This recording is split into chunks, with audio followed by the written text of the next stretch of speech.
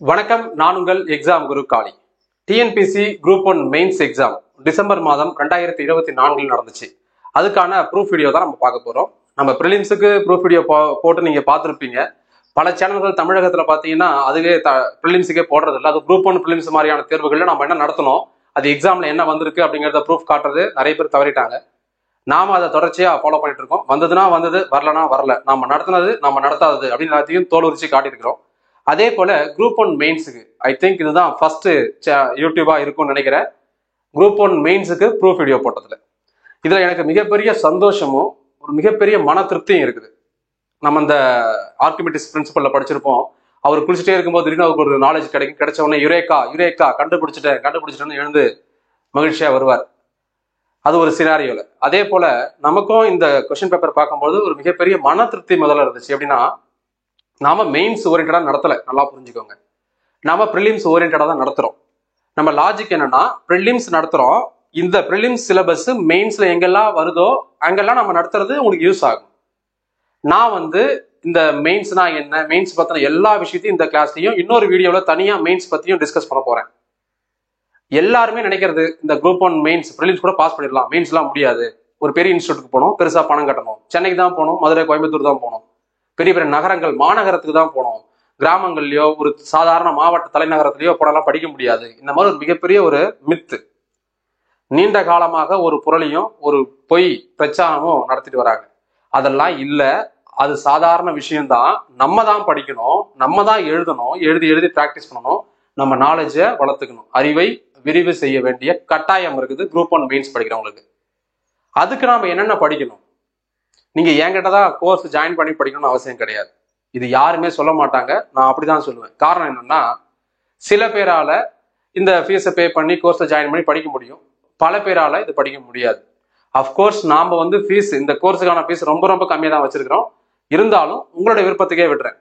உங்களுக்கு தேவை, யாராவது ஒருத்தவங்க சொல்லி கொடுத்து நீங்க படிச்சு புரிஞ்சுக்கிட்டு எழுதுனீங்கன்னா உங்களால ஈஸியா எழுத முடியும் நம்புறீங்க. யாராவது சொல்லி கொடுத்தா எனக்கு பரவாயில்லன்னு ஃபீல் பண்றீங்க அப்படின்னா இது உங்களுக்கு யூஸ்ஃபுல்லா இருக்கும். இல்ல நீங்களே படிக்க போறேன், நானா படிக்க போறோம் சார், வீட்டுல தான் படிக்க போறோம்னா நான் ஒரு புக் லிஸ்ட் எல்லாம் கொடுக்குறேன், ஆல்ரெடி கொடுத்துருக்குறேன். அந்த புக் லிஸ்ட் எல்லாம் வாங்கிக்கோங்க. அந்த புக்கை வாங்கி வீட்டுல இருந்தே படிங்க, முடிஞ்சு போச்சு, அவ்வளவுதானே. ஸோ ப்ரூஃப் வீடியோ பார்க்கலாமா? டன். நேரத்தையும் காலத்தையும் கருதி, இதுவே கண்டிப்பா இந்த வீடியோ பெரிய வீடியோவா தான் இருக்க போகுது. பெருசுனா ரொம்ப பெருசு கிடையாது, அதுக்கு நினைச்சிட்டு பயந்துட போறீங்க. நான் இந்த கால நேரத்தெல்லாம் கருதி ரொம்ப ஷார்ட்டா தான் நான் மினிமைஸ் பண்ணி இந்த வீடியோ கொடுத்துருக்கேன். சரியா? ஸோ ப்ரூஃப் வீடியோ பார்க்கறதுக்கு முன்னாடி நம்ம ஆன்லைன் கோர்ஸ் இது ஒரு ஃபவுண்டேஷன் பேட்ச் தான். இது ப்ரிலிம்ஸ் பிளஸ் மெயின்ஸ் அந்த மாதிரி கிடையாது, ப்ரிலிம்ஸுக்கு மட்டும்தான். ஆனாலும் நான் ப்ரிலிம்ஸ்ல நடத்திருக்கிறது மெயின்ஸுக்கு எவ்வளவு வந்திருக்குன்றது தான் இந்த ப்ரூஃப் நான் வீடியோ காட்ட போறேன். நான் மெயின்ஸ் நல்லா புரிஞ்சுக்கோங்க, நான் மெயின்ஸ் கோர்ஸே போடலை, அதுக்கு பல ஆயிரம் பல லட்சம் எல்லாம் ஃபீஸ் வாங்கலை. ப்ரிலிம்ஸ் நடத்தினதுல இருந்து மெயின்ஸுக்கு எவ்வளவு வந்திருக்குது அப்படிங்கிறத நீங்களே பார்த்துக்கோங்க. ஸோ இந்த கோர்ஸ்ல பயாலஜியை தவிர்த்து மற்ற எல்லாமே நம்ம எடுக்க போறோம். குரூப் 1 ஸ்டாண்டர்ட்ல இருக்க போகுது. இது டிஎன்பிசி மட்டும் இல்லாம எஸ்எஸ்சி, ரயில்வே, எஸ்ஐ, போலீஸ் எல்லாத்துக்கும் யூஸ் ஆகும். கிளாஸ் தமிழ் இங்கிலீஷ் இருக்க போது. ரெக்கார்டட் வீடியோ கோர்ஸ் தான், லைவ் கிடையாது. வீடியோ அண்ட் பிடிஎஃப் நீங்க மொபைல் ஆப்ல டவுன்லோட் பண்ணி வச்சுக்கலாம். யாருக்கும் ஷேர்லாம் பண்ண முடியாது, வெளியில அனுப்பி பிரிண்ட் பண்றது, குரூப்ல ஷேர் பண்றதுலாம் வாய்ப்பே இல்லை. ஸோ இதுதான் நம்மளுடைய என்டையர் ஜிஎஸ் ஃபவுண்டேஷன் பேட்ச். இது சிலபஸ் ஓரியன்ட் கிடையாது, சப்ஜெக்ட் ஓரியன்ட். இந்த சிலபஸ் தான், இந்த எக்ஸாம் தான் அப்படின்னு கிடையாது. எந்த எக்ஸாமுக்கும் யூஸ் ஆகிற மாதிரி தான் நம்ம இதை டிசைன் பண்ணிருக்கிறோம். 15 மாசம் validity, 3000 rupees fees. Old student நம்ம கிட்ட ஏற்கனவே கோர்ஸ் படிச்சிருந்தவங்க 4 சப்ஜெக்ட் மினிமமா ஜாயின் பண்ணியிருந்தாங்கன்னா அவங்க ஓல்டு ஸ்டூடெண்டா கன்சிடர் ஆவாங்க. அவங்களுக்கு 1500 ஃபீஸ். மாற்றுத்திறனாளிகள், ஆதரவற்ற விதவைகள் அவங்களுக்கு 50% 1500 ஃபீஸ். இண்டிவிஜுவல் சப்ஜெக்ட், தனித்தனியா சப்ஜெக்ட் தேவைப்படுறவங்களுக்கு 699 ஃபீஸ். இந்த எல்லா ஆஃபரும் பிப்ரவரி 11 முடிஞ்சிடும். அதுக்கப்புறம் இந்த எந்த ஆஃபருமே இருக்காது. இண்டிவிஜுவல் சப்ஜெக்ட்னா 899, அல்லது ஒரு என்டையர் கோர்ஸ் அப்படின்னா இந்த நம்ம ஜிஎஸ் கோர்ஸ்னா 399. இதுதான் இந்த ஃபீஸ். இது பிப்ரவரி 12 இருந்து மாறப்போகுது. ரீசன் என்னன்னா, பிப்ரவரி 11 தைப்பூசம். நம்ம தைப்பூசத்துக்கு நம்ம சேனல் ஸ்டார்ட் பண்ணோம். 1 year ஆயிடுச்சு சேனல் ஸ்டார்ட் பண்ணி. ஸோ அந்த 1 year அந்த கம்ப்ளீட் ஆகிற வரைக்கும் இந்த ஆஃபர் நம்ம கொடுத்துருக்கோம். அதுக்கப்புறம் இதுதான் கண்டினியூ ஆக போகுது. அதுக்கு முன்னாடியே தேவைப்படுறவங்க நீங்க எந்த எக்ஸாமுக்கு வேணா படிங்க, ஜிஎஸ்க்கு இந்த கோர்ஸ் போதும். மொபைல் ஆப்ல கிளாஸ் எடுக்கிறோம், எக்ஸாம் குரு காளி. இந்த மொபைல் ஆப்பை பிளே ஸ்டோர்ல இருந்து டவுன்லோட் பண்ணிக்கலாம். இல்லைனா இந்த வீடியோக்குள்ளே டிஸ்கிரிப்ஷன்ல லிங்க் இருக்கு, அந்த லிங்கை யூஸ் பண்ணி டவுன்லோட் பண்ணலாம். லோகோ நம்ம லோகோ தான் போட்டிருக்கோம், ஃபேஸோட போட்டிருக்கோம், பார்த்து டவுன்லோட் பண்ணிக்கோங்க. 8870302702 அப்படிங்கிற நம்பருக்கு நீங்க கான்டாக்ட் பண்ணலாம், மெசேஜ் பண்ணலாம் வாட்ஸ்அப்ல. நம்ம எப்படி ஜாயின் பண்ணணும் அப்படிங்கிறத கைட் பண்றேன். இது நம்மளுடைய ஆப்போட வியூ. டிஎன்பிசி, எஸ்எஸ்சி, ரயில்வே அந்த மாதிரி ஒவ்வொரு எக்ஸாமா கொடுத்துருப்போம். உங்களுக்கு எந்த எக்ஸாம் தேவையோ அதுக்குள்ள போயிட்டு அந்த கோர்ஸை சூஸ் பண்ணி நீங்க அதை ஜாயின் பண்ணிக்கலாம். ஒவ்வொரு சப்ஜெக்டா நம்ம என்னென்ன எடுக்கிறோம்னு பார்க்கலாம். நீங்க யூனிட் 8, 9 நிறைய பேர் யோசிக்கலாம், சார் என்ன சார் யூனிட் 8, 9 சிலபஸ்ல இல்லையே எடுத்துட்டாங்களே, நீங்க திரும்ப யூனிட் 8, 9 சொல்றீங்களே, யோசிக்காதீங்க. அவங்க என்னதான் பேர் மாத்தினாலும் சிலபஸ் தான். யூனிட் 8 இப்ப 6 மாத்திருக்கான் டிஎன்பிசில. யூனிட் 9 கொண்டு போய் யூனிட் 5 கொண்டு போய் எக்கனாமிக்ஸ் கூட சேர்த்துட்டான். அவன் சேர்த்துட்டா அது ஒன்னாயிடுமா? எக்கனாமிக்ஸ் நீங்க படிச்சுதான் ஆகணும், தமிழ்நாடு வளர்ச்சி நிர்வாகம் படிச்சுதான் ஆகணும். பேர் வேணா வேறையா இருக்கலாம், அவன் சிலபஸ் ஒண்ணுதான். அதனால நம்ம அப்படியே நடத்துறோம்.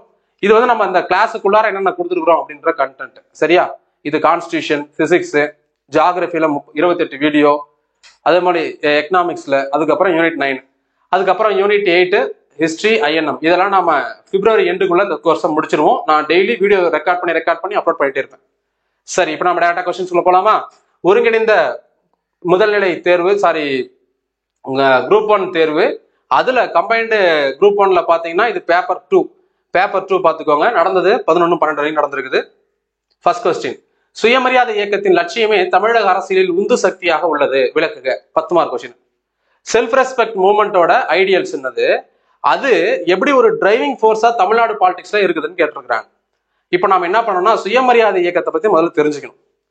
நம்ம கிளாஸ்ல நான் எடுத்திருக்கிறேன், நான் அடிச்சு சொல்றேன், இந்த அளவுக்கு டீட்டெயிலா யாரும் கொடுத்துருக்க மாட்டாங்க. பெரியார், அண்ணாவை பத்தி, சுயமரியாதை இயக்கம், திராவிடர் கழகம், நீதி கட்சியை பத்தி அவ்வளவு டீட்டெயிலா நம்ம கிளாஸ்ல கொடுத்துருப்போம். இதை தாண்டி கொஸ்டின்ஸ் வரதுக்கு வாய்ப்பே கிடையாது. நான் சொல்றது ப்ரிலிம்ஸுக்கு தான், ஆனா இது மெயின்ஸ்க்கே யூஸ் ஆகுது, பாத்துக்கோங்க.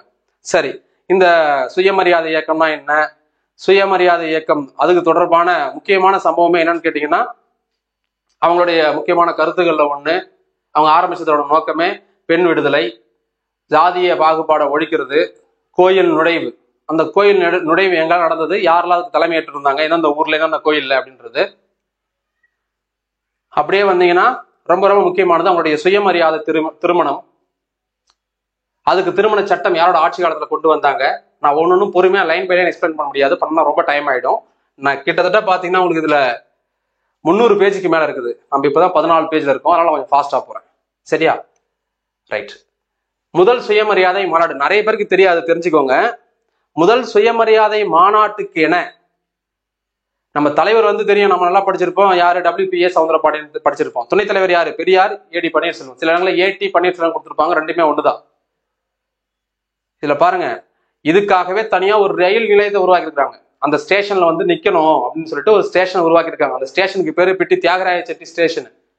இந்த சுயமரியாதை முதல் சுயமரியாதை மாநாடு செங்கல்பட்டு நடந்தது இல்ல, அதுக்காக அங்க ஒரு போஸ்ட் ஆபீஸ் உருவாக்கி இருக்காங்க. அது டெம்பரவரியா. அஞ்சல் நிலையத்துக்கு பேர் பனகல் அரசர் அஞ்சல் நிலையம் அப்படின்னு பேரு. இதெல்லாம் பாருங்க, இவ்வளவு டீட்டெயிலா நூக்கன் கார்னர் போய் நம்ம அலசி ஆராய்ஞ்சு நோட்ஸ் கொடுத்துருப்போம். சரி, இது முதல் சுயமரியாதை. 2வது சுயமரியாதை மாநாடு அந்த காலகட்டத்தில் நடந்ததெல்லாம் என்ன, 3வது சுயமரியாதை மாநாடு எங்க நடந்துச்சு, அது தலைமை தாங்கினது யாரு, இதே போல கடைசியா 4வது சுயமரியாதை மாநாடு, அதை பத்தின பெருசா டீட்டெயில் இருக்காது. சரி, இது வந்து நம்ம பிரிலிம்ஸ்ல நடத்தினது. இதை வச்சு நம்ம மெயின்ஸ் எப்படி சார் எழுதுறது? ஃபர்ஸ்ட் சுயமரியாதைனா என்ன, சுயமரியாதை இயக்கம்னா என்ன, அதனுடைய லட்சியம்லாம் முதல்ல என்னன்னு சொல்லணும். நோக்கம்னா என்ன? நான் சொன்ன மாதிரி பெண் விடுதலை, சுயமரியாதை திருமணம், கோயில் நுழைவு, ஜாதி மத பாகுபாடு ஒழிப்பு, இதெல்லாம் தான். சரியா? அதை முதல்ல நம்ம எழுதிடுறோம். எழுதிட்டு நம்ம அரசியல்ல, தமிழக அரசியல் உந்து சக்தியாக எப்படி இருக்குதுன்னு கேட்குறாங்க. எப்படி இருக்கு? அதுதான் ஒரு நாட்டினுடைய வளர்ச்சிக்கு மிகப்பெரிய பங்கா இருக்க போகுது. அதுக்கு அரசாங்கம் நிறைய திட்டங்களை உருவாக்கி அதை அடிப்படையா வச்சுதான் மக்கள் கிட்ட போய் அரசியல் காலகட்டத்துல, தேர்தல் காலகட்டத்துல மக்கள்கிட்ட பிரச்சாரமா வைக்கிறாங்க. அது மக்கள் அவங்கள அங்கீகரிச்சு ஓட்டு போட்டு எடுத்ததுக்கு அப்புறம் அவங்க முதலமைச்சரா பிரதமரா அந்த பகுதிக்கு ஆனதுக்கு அப்புறம் அவங்க அந்த திட்டத்தின் மூலமாக கொண்டு வந்து ஒரு திட்டமா, சமூக பாதுகாப்பு திட்டமா கொண்டு வந்து அதை மக்களுக்கு நடைமுறைப்படுத்துறாங்க. இது எப்படி நடைமுறைப்படுத்துறாங்க? இப்போ ஒரு பகுதி நீங்க என்ன பண்ணணும்னா சுயமரியாதை இயக்கத்தை பத்தி பெரியார் அந்த காலகட்டத்தில் நடந்த இன்சிடென்ட் எழுதணும். இன்னொரு பக்கம் இப்ப இருக்கக்கூடிய தற்கால அரசாங்கம் என்னென்ன முயற்சிகள் எடுத்தாங்க. தற்காலம்னா வெறும் ஸ்டாலின் அரசாங்கம் மட்டும் கிடையாது. அதுக்கு முன்னாடி ஜெயலலிதா காலத்துல, அதுக்கு முன்னாடி கருணாநிதி அவர்கள் காலத்துல, MG ராமச்சந்திரன் அவர்கள் காலத்துல, இப்படியே நீதி கட்சி காலம் வரைக்கும் என்னென்ன சாதனைகள் எல்லாம் பண்ணாங்க அதெல்லாம் எடுத்து எழுதணும். அவ்வளவுதான், முடிஞ்சு போச்சு. சும்மா ஒரு திட்டங்கள் எழுதுங்களேன். இப்போ பெண்களுக்கு பாத்தீங்கன்னா விடியல் பயணம் திட்டம், இது சமூக முன்னேற்ற திட்டம், ரொம்ப முக்கியமானது. இப்ப இதெல்லாம் எங்க இருந்து வருது? பெண் விடுதலை அப்படிங்கிற சுயமரியாதை அந்த சிந்தனையில தான் வந்திருக்குது. அதே போல ஆதரவற்ற விதவை பெண்களுக்கு பாத்தீங்கன்னா அவங்களுக்கு சமூக நலத்துறையின் மூலமாக நிறைய திட்டங்களை கொடுத்துட்டு வராங்க. அந்த மாதிரி திட்டங்களை ஒவ்வொரு திட்டங்களை சும்மா அந்த திட்டம் எப்போ ஆரம்பிக்கப்பட்டது நோக்கம் அவ்வளவுதான். இந்த ஆண்டு இந்த திட்டம் இந்த நோக்கத்துக்காக ஆரம்பிக்கப்பட்டது அப்படின்னு ஒரு 4 திட்டத்தை எழுதி பாயிண்ட் அவுட் பண்ணுங்க, முடிஞ்சு போச்சு. ஸோ இது வந்து ரொம்ப ரொம்ப பேசிக்கான ஒரு கொஸ்டின். நான் ரொம்ப டீட்டெயிலா நுணுக்கமா ஒவ்வொன்றா நான் எழுதுனா ஒரு கொஸ்டின் தான் ஒரு கிளாஸ்ல டிஸ்கஸ் பண்ண முடியும். அதனால நான் மேக்சிமம் நான் நடத்தினது வந்திருக்குன்னு காட்டணும்ல, சொல்லணும்ல, சொல்ல வேண்டிய கட்டாயம் இருக்குல்ல. நிறைய பேர் ரொம்ப கஷ்டம், இதெல்லாம் முடியவே முடியாதுன்னு நினைக்கிறாங்கல்ல, அவங்கெல்லாம் இது முடியும், உங்களால முடியும், நீங்க எங்கேயும் போய் அலைய வேண்டாம், இது சாதாரண விஷயம் தான் அப்படின்னு திரும்ப திரும்ப திரும்ப சொல்ல வேண்டியது என்னோட கட்டாயமா இருக்குது, காலத்தின் தேவையாகவும் இருக்குது. நெக்ஸ்ட் நிறைய இருக்குது இந்த மாதிரி ஒன்னொன்னுக்கும் நான் நிறைய நோட்ஸ் நான் சும்மா ஒரு லைன் போட்டு ஏமாத்தல, இதெல்லாம் நான் பெய்ட்ல எடுத்தது, நம்மளுடைய பெய்டு கோர்ஸ்ல எடுத்தது. வேலூர் கழகம் நன்கு முதிர்வடையாமல் வெளிவந்த கழகம் என்பதை விவரிக்கும். சூப்பரான கொஸ்டின். எப்பவுமே பாத்தீங்கன்னா நோட் பண்ணி வச்சுக்கோங்க, அடுத்த வருஷம் அதாவது இந்த 2025 டிசம்பர்ல குரூப் 1 மெயின்ஸ் நடக்க போகுது. 2025 வருஷத்துக்கு, இது 2024. 2 டாபிக் வந்து கண்டிப்பா கொஸ்டின் வரும். ஒன்னு என்னன்னா தென்னிந்திய விடுதலை போர், அதாவது நம்ம பூலித்தேவர், வேலு நாச்சியார், மருது பாண்டியர்கள், வீரபாண்டிய கட்டபொம்மன், இந்த அமைப்பு. அதுக்கப்புறம் பாத்தீங்கன்னா நம்ம வேலூர் கழகம் ஒண்ணு. இல்லைன்னா அப்படியே வட இந்தியாவில் நடந்த முக்கியமான கிளர்ச்சி 1857 பெரும் புரட்சி நல்லாவே தெரியும். இந்த 2 சம்பந்தமாகவும் 2 கிளர்ச்சியில இருந்து கண்டிப்பா ஒரு கொஸ்டின் வந்தே தீரும்.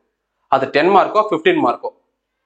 எப்படி கேட்பான்னா, நீங்க அப்படியே நிறைய பேர் நினைக்கிறது, என்கிட்ட பர்சனலா கேட்கறது, சார் நீங்க குரூப் 1 மெயின்ஸ்க்கு எடுப்பீங்களா, அப்படியே நோட்ஸா கொடுத்துருவீங்களா?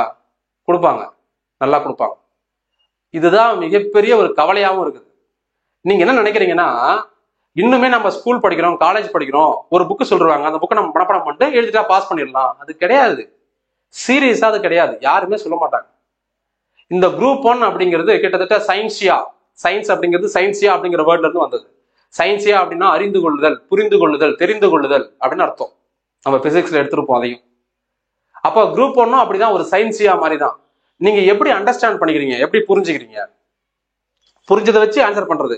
யாருமே உங்களுடைய கிளாஸ் எடுக்கிறவங்க ஆன்லைன்ல ஆஃப்லைன்ல இன்ஸ்டியூட்காரங்க யாரா இருந்தாலும் வேலூர் கழகத்தின் நன்கு முதிர்வடையாமல் வெளிவந்த கழகம் என்பது விவரிக்கவும் நடத்தி அது நோட்ஸ் யாருமே கொடுத்துருக்க முடியாது.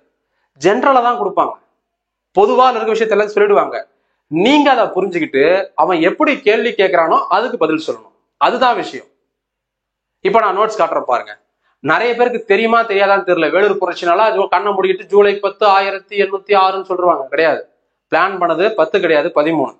அதை நம்ம டீட்டெயிலா, இது வந்து என்னுடைய ஓல்டு நோட்ஸ், புது நோட்ஸ் இப்ப நான் டைப் பண்ணி ரெடி பண்ணிட்டு இருக்கிறேன். அதனால தான் சொல்றேன், நான் நினைச்சிருந்தா ஓல்டு நோட்ஸ் உங்களுக்கு அப்படியே கொடுத்துருக்கலாம், அதை நான் கொடுக்கல. இதை கம்ப்ளீட்டா இப்ப நான் நோட்ஸ் காட்டினேன்ல பெரியார் பத்தி, இதெல்லாம் நானே உட்காந்து இது முழுக்க இந்த சோர்ஸுக்கு சொந்தக்காரன் நான் மட்டும்தான். நானா கூகுள்ல சர்ச் பண்ணது, ப்ரீவியஸ் இயர் கொஸ்டின்ஸை பார்த்தது, 6th to 12th school book, old book, new book படிச்சது, வெங்கடேசன் சார் புக் வாங்கி படிச்சது, இது எல்லாத்தையும் படிச்சு நோட்ஸ் எடுத்தது. ஸோ முழுக்க இதுக்கு காப்பி ரைட்ஸ் நான் மட்டும்தான். அதனாலதான் நோட்ஸ் நான் யாருக்கும் PDF கொடுக்கறது கிடையாது, கொடுக்கவும் மாட்டேன். அதை நான் ரொம்ப தெளிவா இருக்கேன். ஏன்னா அதை சும்மா குரூப்ல ஃப்ரீயா ஷேர் பண்ணி விட்டுறாங்க. இதை நான் ரெடி பண்ணிட்டு இருக்கிறேன். இதை விட இதே நிறைய விஷயம் கொடுத்துருக்கிறேன். பட் இதை நான் ஒரு ஹிண்ட்ஸ் மாதிரி கொடுத்துட்டு நிறைய நான் எக்ஸ்பிளைன் பண்ணிருப்பேன் கிளாஸ்ல. நான் எல்லாத்தையுமே நம்ம PDF கொடுத்துட்டு சொல்ல முடியாதுல்ல, ஹிண்ட்ஸ் மாதிரி கொடுத்து இந்த ஸ்டோரி எக்ஸ்பிளைன் பண்ணுவேன். இது இன்னும் பெட்டரா நான் வந்து இப்போ வந்து நான் PPT ரெடி பண்ணிட்டு இருக்கிறேன். பேக்ரவுண்ட் ஒர்க் நடந்துட்டு இருக்குது.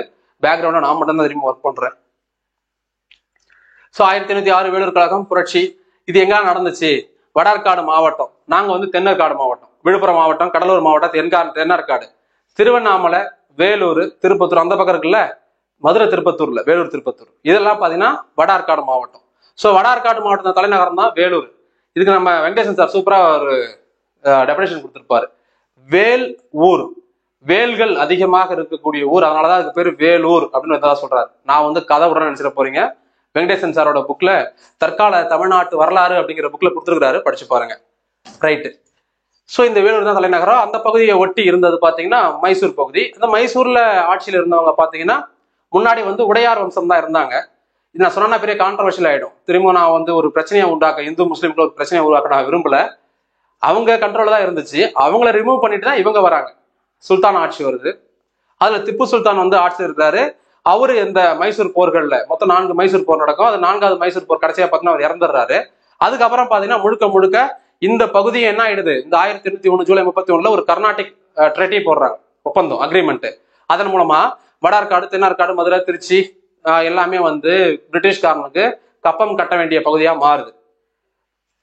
அப்போ இந்த வட ஆற்காடுல அப்ப அந்த வேலூர் தலைநகரத்துல இருந்த மக்கள் எல்லாம் கிளர்ச்சியில் ஈடுபடுறாங்க. குறிப்பா திப்புவினுடைய குடும்பம் மட்டும் தான் களத்துல இறங்குறாங்க. அவங்கள மீண்டும் ஆட்சிக்கு கொண்டு வரணும், மீண்டும் கோட்டையில புலிக்கொடியை ஏற்ற வேண்டும் அப்படிங்கிறது அவங்களோட நோக்கமா இருந்துச்சு. அதுதான் காரணம். அதை நம்ம நிறைய சொல்லியிருப்போம். ஸோ திப்புவின் மகன்கள் பதே ஹைதர், ஸோ இவர் தான் முக்கியமான ஆளு. நிறைய மகன்கள் இருக்கிறாங்க அவருக்கு. அதுல இவர் தான் வந்து மீண்டும் அந்த இடத்துக்கு வரணும், அரியணையை வரணும் அப்படின்னு ஆசைப்பட்டிருப்பாரு. நிறைய சம்பவங்கள் கதையா கொடுத்துருப்போம். இல்ல நம்ம நோட் பண்ண வேண்டிய விஷயம், இப்ப கேட்கிற கேள்விக்கு பதில் எங்க சார் இருக்குது? ஸோ நான் பாருங்க, அதுல இருந்து ஆரம்பிக்கிறோம். டேரக்டா ஜூலைக்கு போல ஜூன் 17 அந்த கதையெல்லாம் வரும். அப்புறம் வந்து இது முன்னாடியே இதெல்லாம் தான் நீங்க எழுதணும் எக்ஸாம்ல. இதெல்லாம் முன்னாடியே போயிட்டு இந்த மாதிரி நடக்க போகுது, இந்த மாதிரி பிளான் பண்றாங்க அப்படிங்கிறத போய் முஸ்தபா ஃபெக்குன்றவரு அந்த கர்னல் கிட்ட சொல்றாரு. ஆனா அவர் அலட்சியப்படுத்துறாரு. அதனுடைய விளைவு தான் இந்த புரட்சி திடீர்னு வெடிக்க ஆரம்பிச்சது. திட்டமிடப்பட்டது ஜூலை 13. ஆனா சம்பவம் நடந்தது எப்ப தெரியுமா? ஜூலை 9ஆம் நாள் நள்ளிரவு. என்ன பண்ணாங்கன்னா, திடீர்னு நிறைய குதிரைப்படைகள்லாம் எடுத்துட்டு வந்து வேலூர் நகரங்கள்ல இறக்கி விட்டாங்க.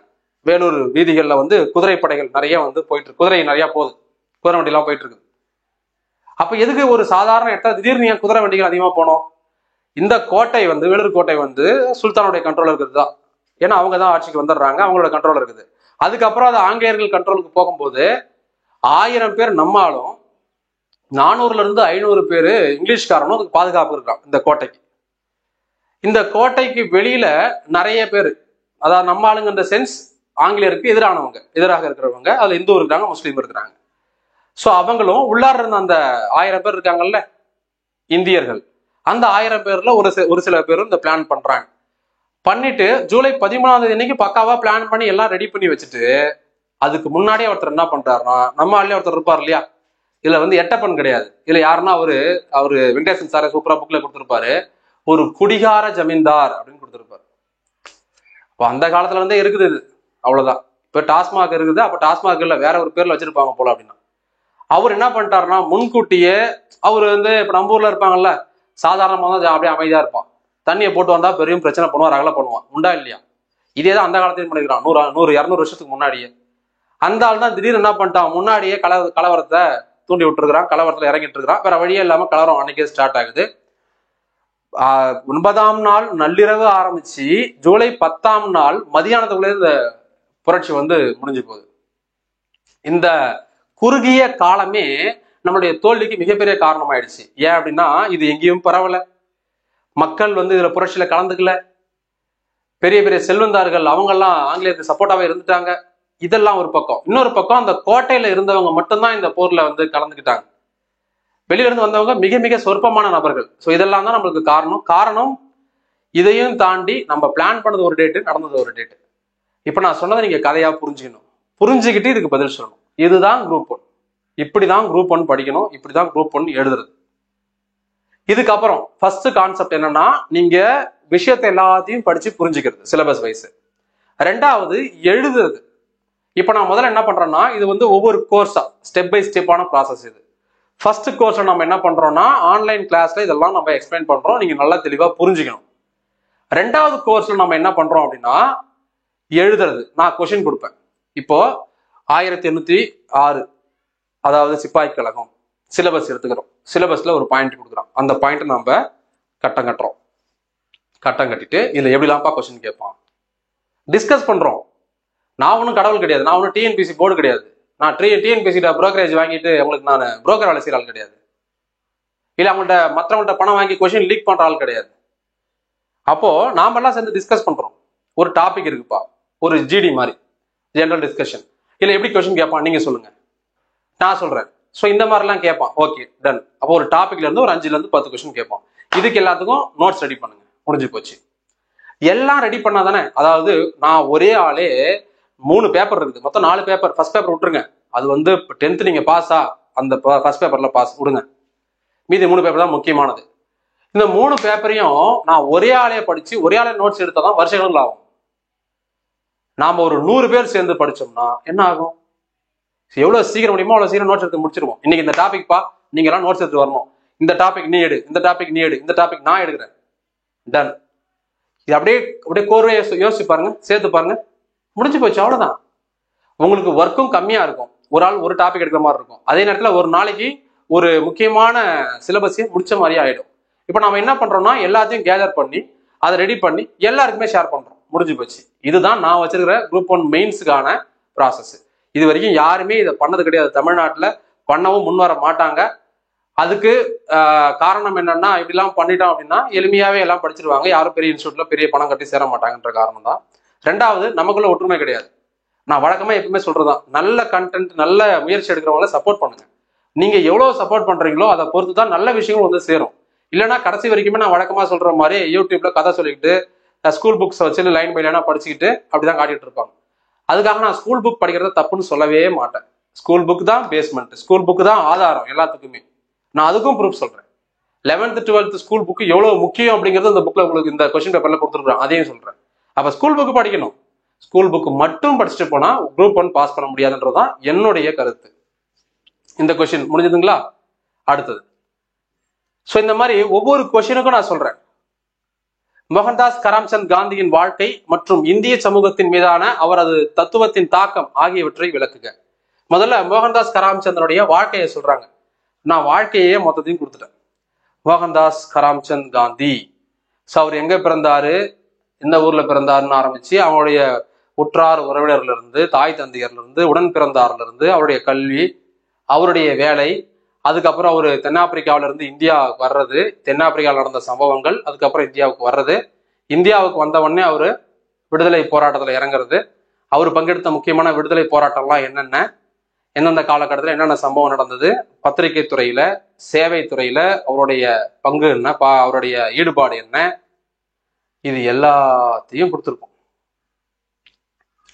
ஸோ ஒட்டு மொத்தமா எம்கே காந்தியோட ஹிஸ்டரியை நாம இங்க கொடுத்துட்றோம். எம்கே காந்தியோட ஹிஸ்டரி கொடுத்துட்றோம்.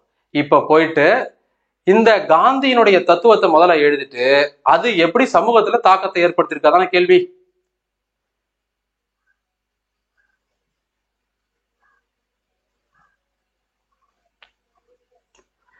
சமூகத்தின் மீதான அவரது தத்துவத்தின் தாக்கம் ஆகியவற்றை விளக்குக. சமூகத்துல எப்படி தாக்கத்தை ஏற்படுத்திருக்குது? எடுத்துக்காட்டுக்கு ஒரு உழவர் உழைப்பாளர் பிரச்சனைன்னு வச்சுக்கோங்களேன், அல்லது ஒரு ஆலை பிரச்சனைன்னு வச்சுக்கோங்களேன். அவர் என்ன பண்றாரு, நேரடியா இப்ப இந்த இடத்துல நின்று அவங்களுக்காக குரல் கொடுத்து போராடி இருக்கிறாரு. நிறைய போராட்டங்கள் சொல்லலாம். கேதா சத்தியாகிரகம், அகமதாபாத் ஆலை, சில சொல்ல முடியுமா? அடுத்தது இதே போல தென்னாப்பிரிக்கால பாத்தீங்கன்னா நிறவெறிக்கு எதிராக போராடியவர்களுக்கு சப்போர்ட் பண்ணியிருக்காரு. அப்போ ஒரு இன ஒதுக்கலுக்கு எதிராக ஒரு போராடி இருக்கிறாரு, அதனுடைய தாக்கம். அதுக்கப்புறம் பாத்தீங்கன்னா தென்னாப்பிரிக்காவிலேயே ஒரு மிக மோசமான ஒரு கேடு வந்து ஏற்பட்டிருக்கும். அதாவது இயற்கை பேரிடர், நிறைய பேர் நோய்வாய்ப்பட்டு பாதிக்கப்பட்டிருப்பாங்க. அப்போ அந்த காலகட்டத்துல இவர் சோசியல் சர்வீஸ் மைண்ட்ல ஒர்க் பண்ணிருக்கிறாரு, அதை பார்க்கணும். அதுக்கப்புறம் இவர் வந்து இந்த இவருடைய துறை சார்ந்து, அதாவது ஒரு வழக்கறிஞர் இல்லையா, பாரிஸ்டர், அதுக்காக நிறைய பேருக்கு என்ன பண்ணிருக்காரு, வாதாடி கொடுத்துருக்காரு. ஒரு வழக்க வாதாடுறதுக்கு தான் ஒரு கம்பெனி மூலமாவே இங்கிருந்து தென்னாப்பிரிக்காவுக்கு போறாரு. ஒரு கட்டத்துல ஒரு வழக்குல எனக்கு அந்த வழக்குக்கான சன்மானம், அந்த பணமே வேண்டாம் அப்படின்னு திருப்பி கொடுத்திருப்பார். அது என்ன வழக்குன்றதை நீங்க சொல்லுங்க, தெரிஞ்சவங்க கமெண்ட்ல சொல்லுங்க. அப்போ இந்த மாதிரி அவருடைய வாழ்க்கையில ஒவ்வொரு இன்சிடென்ட் ஒரு ஒரு போராட்டத்தை எடுத்து எழுதலாம். ஒரு சில போராட்டங்களுக்கு இவரால் போக முடியல, என்ன பண்ணிருப்பாரு, இவருடைய சகாக்கள் அனுப்பி வச்சிருப்பாரு. எக்ஸாம்பிள் பாத்தீங்கன்னா 1928 அவருடைய முக்கியமான சீடர் சர்தார் வல்லபாய் பட்டேல அனுப்பி வச்சிருப்பாரு. அதனாலதான் அந்த சத்தியாகிரகத்துக்கு போனதுக்கு அப்புறம் தான் அவருக்கு பேரு சர்தார்ஜி அப்படிங்கிற பட்டமே கொடுத்தாங்க. அது வரைக்கும் அவர் பேர் வல்லபாய் பட்டேல் தான். சர்தார் அப்படிங்கிற பட்டமே அப்புறம் தான் கொடுக்கப்பட்டது. 1928 நடந்த ஒரு மிக முக்கியமான போராட்டம். என்ன போராட்டம் அப்படிங்கிறது தெரிஞ்சவங்க கமெண்ட் சொல்லுங்க. அடுத்ததாக இவர் இயக்கிய நாடு தழுவிய அளவுல முக்கியமான அம்சங்கள் நிறைய சொல்லலாம். ஒத்துழையாமை இயக்கம், நான் கோஆபரேஷன் மூவ்மெண்ட், தண்டி மார்ச், உப்பு சத்தியாகிரகத்தை சொல்ல முடியும். அது சிவில் டிசோபிடன்ட் மூவ்மெண்ட்ல வருது, சட்ட மறுப்பு இயக்கத்துல வருது. கடைசியா அவர் பண்ண முக்கியமான போராட்டம் என்னன்னா வெள்ளையனே வெளியேறு. இதெல்லாம் நாடு தழுவிய அளவுல நடந்த முக்கியமான போராட்டங்கள். அப்ப இதெல்லாம் இந்த சமூகத்துல எப்படி தாக்கத்தை ஏற்படுத்திருக்குது, சாதாரண கடைநிலை ஒரு குடிமகனையும் அவர் எந்த அளவுக்கு சுதந்திரத்துக்கு போராட தூண்டி இருக்கிறாரு, இது எல்லாத்தையும் நம்ம படிச்சதை வச்சு எழுதுங்க. நம்ம வந்து புதுசாதான் எழுதணும், அப்படியே வந்து இந்த கேள்விக்கு வந்து சப்போஸ் சில நேரங்களில் பார்த்தீங்கன்னா டிஎன்பிஎஸ்சிலே சில கீவேர்ட்ஸ்லாம் கொடுப்பாங்க இந்த திருத்துறவங்களுக்குலாம். ஸோ இதெல்லாம் பார்த்துக்கோங்க, இதெல்லாம் முக்கியமான கீவேர்டு அப்படின்னு கொடுப்பாங்க. அப்படியே அவன் சொல்ற கீவேர்டை தான் எடுத்து எழுதணும்னு அவசியம் கிடையாது. தெரிஞ்சா எழுதுங்க, தப்பு இல்லை. தெரியலனா நமக்கு என்ன தெரியுமோ தெரிஞ்சதை இந்த கேள்விக்கு பதிலாக எப்படி கொடுக்க முடியும், அதுதான் விஷயம். காந்தியை பத்தி நம்ம நிறைய படிச்சுட்டோம், நிறைய தெரிஞ்சு வச்சுக்கிட்டோம். அவன் கேள்வி கேட்கறான் அப்படின்னா என்ன கேள்வி கேட்கறான்னு முதல்ல பார்க்கணும். அதுக்கப்புறம் தான் அதுக்கேற்ற மாதிரி நம்ம பதில் எழுதணும். நான் பாட்டுக்கு எனக்கு தெரிஞ்ச காந்தியெல்லாம் எழுதக்கூடாது, எனக்கு தெரிஞ்ச கதையெல்லாம் எழுதக்கூடாது. காந்தியை பத்தி சொல்லிட்டு அது சமூகத்துல எப்படி தாக்கத்தை ஏற்படுத்திருக்கு அப்படிங்கிறத எழுதணும். இதை நான் செகண்ட் நம்மளுடைய ப்ராசஸ்ல சொன்னேன், செகண்ட் கோர்ஸ்ல ரிட்டன் பிராக்டிஸ். இது முடிஞ்சதுங்களா? அடுத்தது ஸோ இதெல்லாமே ஜென்ரிக்கா, அதாவது நம்ம படிச்சு புரிஞ்சுக்கிட்டு எப்படி ஆன்சர் பண்றோம், அதுதான் இந்த குரூப் 1 அந்த மித்து. நீதி கட்சி ஒரு அரசியல் கட்சியாக மட்டுமின்றி சமுதாய சீர்திருத்தத்தின் முன்னோடி இயக்கமாக திகழ்ந்தது என்பதை தெளிவாக்குக. எஸ், அப்கோர்ஸ், நீதி கட்சி பொலிட்டிக்கல் பார்ட்டி மட்டும் கிடையாது, அது ஒரு சோசியல் ரிஃபார்ம் மூவ்மெண்ட் தான், ஜஸ்டிஸ் பார்ட்டியே.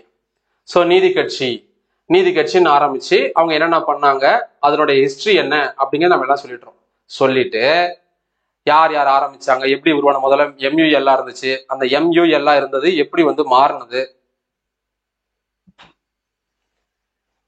ஓகே, ரொம்ப பஃபர் ஆகுது. ஓகே,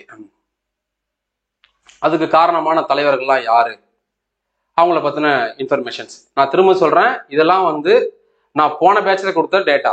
இது எல்லாத்தையுமே டபுள் மடங்கு நான் அப்டேட் பண்ணி தான் இந்த வாட்டி ஃபவுண்டேஷன் பேட்ச்ல கொடுத்துருக்கிறேன். நியூ பெய்டு கோர்ஸ்ல என்னென்ன இதெல்லாம் யூஸ் பண்ணாங்க, பத்திரிகையெல்லாம் யூஸ் பண்ணாங்க, அப்ப நடந்த வரலாறுலாம் என்ன அப்படிங்கிறதெல்லாம் கொடுத்துருக்கோம்.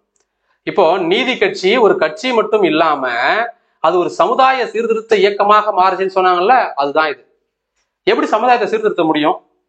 வேலை இல்லாதவங்க வேலை வாய்ப்பை கொடுக்கணும், கல்வி இல்லாதவங்க கல்வியை கொடுக்கணும், ஒருத்தன் தீண்டாமை பேர் சொல்லி ஒதுக்குறான்னா அவனை தீண்டாமையை போக்குறதுக்கு வழியை பார்க்கணும், கோயில்ல நுழையக்கூடாது சொல்றான்னா கோயில்ல நுழையிறதுக்கு என்ன திட்டங்கள் இருக்குதோ கொண்டு வரணும், கடவுள் நம்பிக்கையே இல்லைன்னு சொல்றவங்க சுயமரியாதை திருமணத்தை நடத்தி வைக்கிறது, ஏழை எளிய மக்களுக்கான திட்டங்கள், அவங்களுக்கான பொருளாதார அரசியல் சமூக நீதியை பெற்று தருவது, இதெல்லாம் அவங்க நீதி கட்சி காலத்தில் செஞ்ச சாதனைகள்லாம் சொல்லி எதனா முடிஞ்சு போச்சு, அவ்வளவுதான். என்னென்ன பண்ணாங்க? Local board act, town planning, முக்கியமானது ஜிஓ, கம்யூனல் ஜிஓ, பெண்களுக்கு வாக்குரிமை இந்த காலகட்டத்தில் கொடுக்கப்பட்டிருக்குது, இலவச துவக்க கல்வி, மதிய உணவு திட்டம், இலவச உணவு திட்டம், பஞ்சமர் ஹரிஜன் தீண்டு தகாதவர் அப்படிங்கிற வார்த்தையெல்லாம் ஆதி திராவிடர்னு மாத்த சொன்னது, தொழிற்சாலைகளுக்கான உதவி, நீர் பாசனத்துக்கான முக்கியமான திட்டங்கள், சொல்லிட்டே போலாம். இது வந்து அப்போ நீதி கட்சியில். இந்த நீதி கட்சியின் அந்த வேரா வச்சு, அதை பேஸா வச்சு இப்ப இருக்கக்கூடிய திமுகவினுடைய ஆட்சி காலத்துல இப்ப இந்த அரசாங்கம் செய்யக்கூடிய திட்டங்கள், அப்ப நீதி கட்சி வந்து காலை உணவு மதிய உணவு திட்டத்தை கொண்டு வந்தாங்க. இப்ப இருக்கக்கூடிய அந்த நீதி கட்சியை தொடர்ந்து வரக்கூடிய திராவிட மாடல் அரசு என்ன பண்ணிருக்குது? நீங்க அரசியல் சார்ந்து இந்த வீடியோ பார்க்க கூடாது. நான் எந்த கட்சிக்கு ஆதரவாக பேசல, எந்த கட்சிக்கு நான் எதிரானவனும் கிடையாது. ஒரு பாயிண்ட் நல்லா புரிஞ்சுக்கோங்க. நம்ம கவர்மெண்ட் எக்ஸாம் எழுதுறோம். நாளைக்கு நீங்க வந்து ஒரு மிகப்பெரிய அரசு அதிகாரி ஆக போறீங்க. உங்களுக்கு எந்த அரசியல் சாயமும் இருக்கக்கூடாது. எல்லாரையும் பிடிக்கலாம், அது வேற விஷயம். நீங்க இதுலதான் நான் மெயினான ஆளு, ஒரு பார்ட்டியில பொலிட்டிக்கல் பார்ட்டினா அந்த வேலை வச்சுக்காதீங்க, வேண்டாம். ஏன்னா நம்ம எக்ஸாம் படிக்கிறோம். நீங்க திமுக வந்தாலும் IAS தான். குரூப் 1 நீங்க பாஸ் பண்ணா கன்ஃபர்ட் IAS ஆயிடுவீங்க. DSP ஆனீங்கன்னா SP ஆயிடுவீங்க. திமுக வந்தாலும் அதிமுக வந்தாலும் பிஜேபி வந்தாலும் காங்கிரஸ் வந்தாலும் யார் வந்தாலும் நீங்க அரசு அதிகாரி தான். அங்க போய் நான் வந்து திராவிட மாடல் அரசு ஃபாலோ பண்ணுவேன், நான் அவனுக்கு வேலை செய்ய மாட்டேன், ரிசைன் பண்ணிட்டு வருவீங்க. இல்ல நான் வந்து அதிமுக காரன், எங்க அப்பெல்லாம் பரம்பரையா எம்ஜிஆர் ரசிகர், நாங்கெல்லாம் அவருக்கு காலங்காலமா அவங்க தான் ஓட்டு போடுறோம், நான் திமுக எல்லாம் ஆட்சியில் இருந்தா எக்ஸாம் எழுத மாட்டோம் அப்படியே சொல்லுவீங்க. அதனால இந்த அரசியல் கட்சியெல்லாம் விட்டுருங்க. நான் ஏன் இப்படி சொல்றேன்னா, சில நேரங்கள்ல உங்களுக்கு பிடிக்காத ஒரு ஐடியாலஜி இருக்கலாம், அதை வந்து நம்ம எழுதுற மாதிரி இருக்கும். நம்ம நெகட்டிவா போய் எழுதக்கூடாது. இப்போ சில பேருக்கு திராவிட கழகத்தை பிடிக்கல, பெரியாரை பிடிக்கல அப்படின்னா அவருக்கு எதிரானதான் எழுதுவேன் அப்படின்னு எழுதி என்ன பண்ணுவான், மார்க் வராது, வேலை கிடைக்காது. அதனால அந்த மாதிரிலாம் அந்த மைண்ட் செட் முதல்ல வெளியே வாங்கன்றதுக்காக தான் இந்த எக்ஸ்பிளனேஷன் இருக்கு நான் கொடுக்குறேன். அவங்க செஞ்ச திட்டங்களை இப்ப இந்த திராவிட மாடல் அரசு என்னென்ன மாதிரி மாற்றி செய்யறாங்க. அவங்க மதிய உணவு போட்டாங்களா, இவங்க காலை உணவும் போடுறாங்க. அவங்க வந்து பள்ளிகளுக்கு இலவச பள்ளியில வர வச்சாங்களா, இங்க வரவங்களுக்கு பள்ளியில வரவங்களுக்கு உணவு மட்டும் கொடுக்காம அவங்களுக்கு ஸ்காலர்ஷிப் கொடுக்குறாங்க. கல்லூரி போறவங்களுக்கு இவங்க பள்ளியில கொடுக்குறாங்க அப்படின்னா அவங்க கல்லூரியில கொடுக்குறாங்க. பெண்களுக்கு என்ன பண்றாங்க, பஸ் பாஸ்ல இருந்து இப்போ மாசம் மாசம் 1000 ரூபாய் ஆண்களுக்கும் கொடுக்க ஆரம்பிச்சிட்டாங்க அரசு கல்லூரிகளில் படிக்கிறவங்களுக்கு. தமிழ் புதல்வன் திட்டம். ஸோ இந்த மாதிரி திட்டங்கள் மூலமாக அப்ப அதையும் எழுதி இதையும் எழுதி நீதி கட்சி அந்த காலத்துல இருந்து இந்த காலம் வரைக்கும் ஒரு அரசியல் கட்சியாக மட்டும் இல்லாம சமூகத்தை திருத்தக்கூடிய மாற்றக்கூடிய ஒரு இயக்கமாகவும் செயல்படுது அப்படின்னு எழுதணும். நீங்க எப்பவுமே நல்லா புரிஞ்சுக்கோங்க, எந்த கதை எழுதினாலும் ஆங்காங்கே ஒரு சில இடங்களில் மழையும் ஒரு சில பகுதிகளில் கனமழையும் பெய்கிறதுன்னு சொல்றாங்களா, அந்த மாதிரி ஆங்காங்கே முக்கியமான திட்டத்தை மேற்கோள் காட்டுங்க. வருஷம் கரெக்டா போடுங்க. வருஷம் தெரியல, தேதி தெரியலன்னா தேதி போட்டுறாதீங்க. இப்ப மே மாசம் 12ஆம் நாள் ஆரம்பிச்சிருக்காங்க ஒரு இயக்கம்னா 12 தெரியல மறந்து போச்சு, 12 13 தெரியல டேட் போடாதீங்க. மே மாதம் 1720களில் வருஷம் சரியா தெரியலனா கூட 2000 இப்போ வருஷம் கரெக்டா ஐடியா ஆகும் 2022 23 பழசுல சொல்றேன். 1956 57 தெரியலனா 1950களில் மாசமே போடாதீங்க. மாசம் தெரியும் சார், வருஷம் தெரியும், டேட் தெரியாதுன்னா மே மாதம் 1956 அப்படின்னு போடுங்க. அதாவது நான் என்ன சொல்றேன், நம்ம செய்யறத நாசுக்கா செய்யணும். தெரியல அப்படின்னா தப்பா எழுதி நம்ம அங்க குட்டு வாங்கக்கூடாது. நம்ம என்ன பண்ணணும், நாம தெரிஞ்சதை வச்சு மேனேஜ் பண்ணணும், அப்படி எழுதணும். ஸோ ஒரு திட்டம் எழுதுங்க, வருஷம் மாசம் தேதி தெரிஞ்சு அதை போடுங்க, ஒரு நோக்கம் எழுதுங்க. ஒன்றும் கிடையாது, ஒரே பெண் தான் யூஸ் பண்ணணும். முன்னாடி கலர் பெண் யூஸ் பண்ணுவாங்க, இந்த கலர் யூஸ் பண்ணா அந்த இன்ஸ்டியூட், இந்த கலர் யூஸ் பண்ணா இந்த இன்ஸ்டியூட், இந்த மாதிரி கீழே அண்டர்லைன் பண்ணோம்னா இந்த இன்ஸ்டியூட், நம்ம மார்க் அதிகமாக போடணும், காசு வாங்கிட்டு, இந்த மாதிரி நிறைய கதைகள் கேள்விப்பட்டிருப்போம். அது உண்மையா பொய்யான்னு சத்தியமா எனக்கு தெரியாது. அதை நான் உண்மைன்னு சொல்ல மாட்டேன், பொய்யன்னு சொல்ல மாட்டேன், எனக்கு தெரியாது. அதுக்குள்ள நான் போக விரும்பல, நானும் கேள்விப்பட்டதுதான். இப்ப அதெல்லாம் எதுவுமே கிடையாது, பிளாக் கலர் பென் மட்டும்தான் யூஸ் பண்ணணும். அப்போ நோக்கம் திட்டம் ஒரு அண்டர்லைன் பண்ணுங்க, நோக்கம் ஒரு அண்டர்லைன் பண்ணுங்க, முடிஞ்சு போச்சு, அவ்வளவுதான். நான் அதெல்லாம் சொல்றேன், எப்படி மெயின்ஸுக்கு பிராக்டிஸ் பண்ணணுன்றதெல்லாம் அடுத்ததுக்கு போகலாம். ஜென்ரலா இப்படி எழுதினாலே போதும், படிச்சு புரிஞ்சுக்கிட்டு உள்வாங்கிக்கிட்டு. ஸோ எல்லா திட்டங்கள் இதெல்லாம் நான் எதுக்காக இதெல்லாம் உங்களுக்கு காட்டியிருக்கேன்னா, இதெல்லாம் நான் பெய்ட்ல எடுத்திருக்கேன் அப்படின்னு சொல்றதுக்காக தான் காட்டியிருக்கிறேன். நிறைய இருக்கு இதை தாண்டி, நான் ஃபுல்லாத்தையும் காட்ட முடியாது இல்லை, அதனால நான் ஒரு சாம்பிள் மட்டும் தான் காட்டியிருக்கேன். அடுத்து வாங்க. அதாவது கேட்கறதுக்கு ஒரு பழமொழி இருக்கு, அந்த பழமொழி இல்லை, இது வேற. கேட்கறதுக்கு கேள்வியே இல்லைன்ற மாதிரி ஒரே டாபிக்ல 2 கொஸ்டின் கேட்டிருக்கிறேன் பாருங்க. 73வது அரசியலமைப்பு சட்ட திருத்தத்தின் சுருக்கமான மதிப்பீட்டை எழுதுக, 10 மார்க்கு. 73வது சட்ட திருத்தம் இந்த பஞ்சாயத்து ராஜ் பெண்களின் அதிகாரத்துக்கு எந்த அளவுக்கு முக்கியத்துவம் கொடுக்குது அப்படிங்கிறத கேட்டிருக்கிறான் பாருங்க. 2 கொஸ்டின் கேட்டிருக்கிறான். லட்டு மாதிரி எழுதலாம், பக்காவா நம்ம நடத்திருக்கோம், நம்ம நோட்ஸ் பார்த்துக்கோங்க. 73வது சட்ட திருத்தம் பஞ்சாயத்து ராஜ் பகுதி 9 வருது. இதுல நம்ம எல்லாத்தையும் சொல்லிட்டோம். நீதிமுறையில் ஆரம்பிச்சு, சோழர் காலத்துல ஆரம்பிச்சு, ரிபன் பிரபு ஆட்சி காலம், ஜவஹர்லால் நேரு ஆட்சி காலம், இவங்க மொரார்ஜி தேசாயோட ஆட்சி காலம், எல்லா காலத்திலும் நடந்த எல்லா கதைகளையும் நம்ம கிளாஸ் எப்பவுமே A to Z தான்.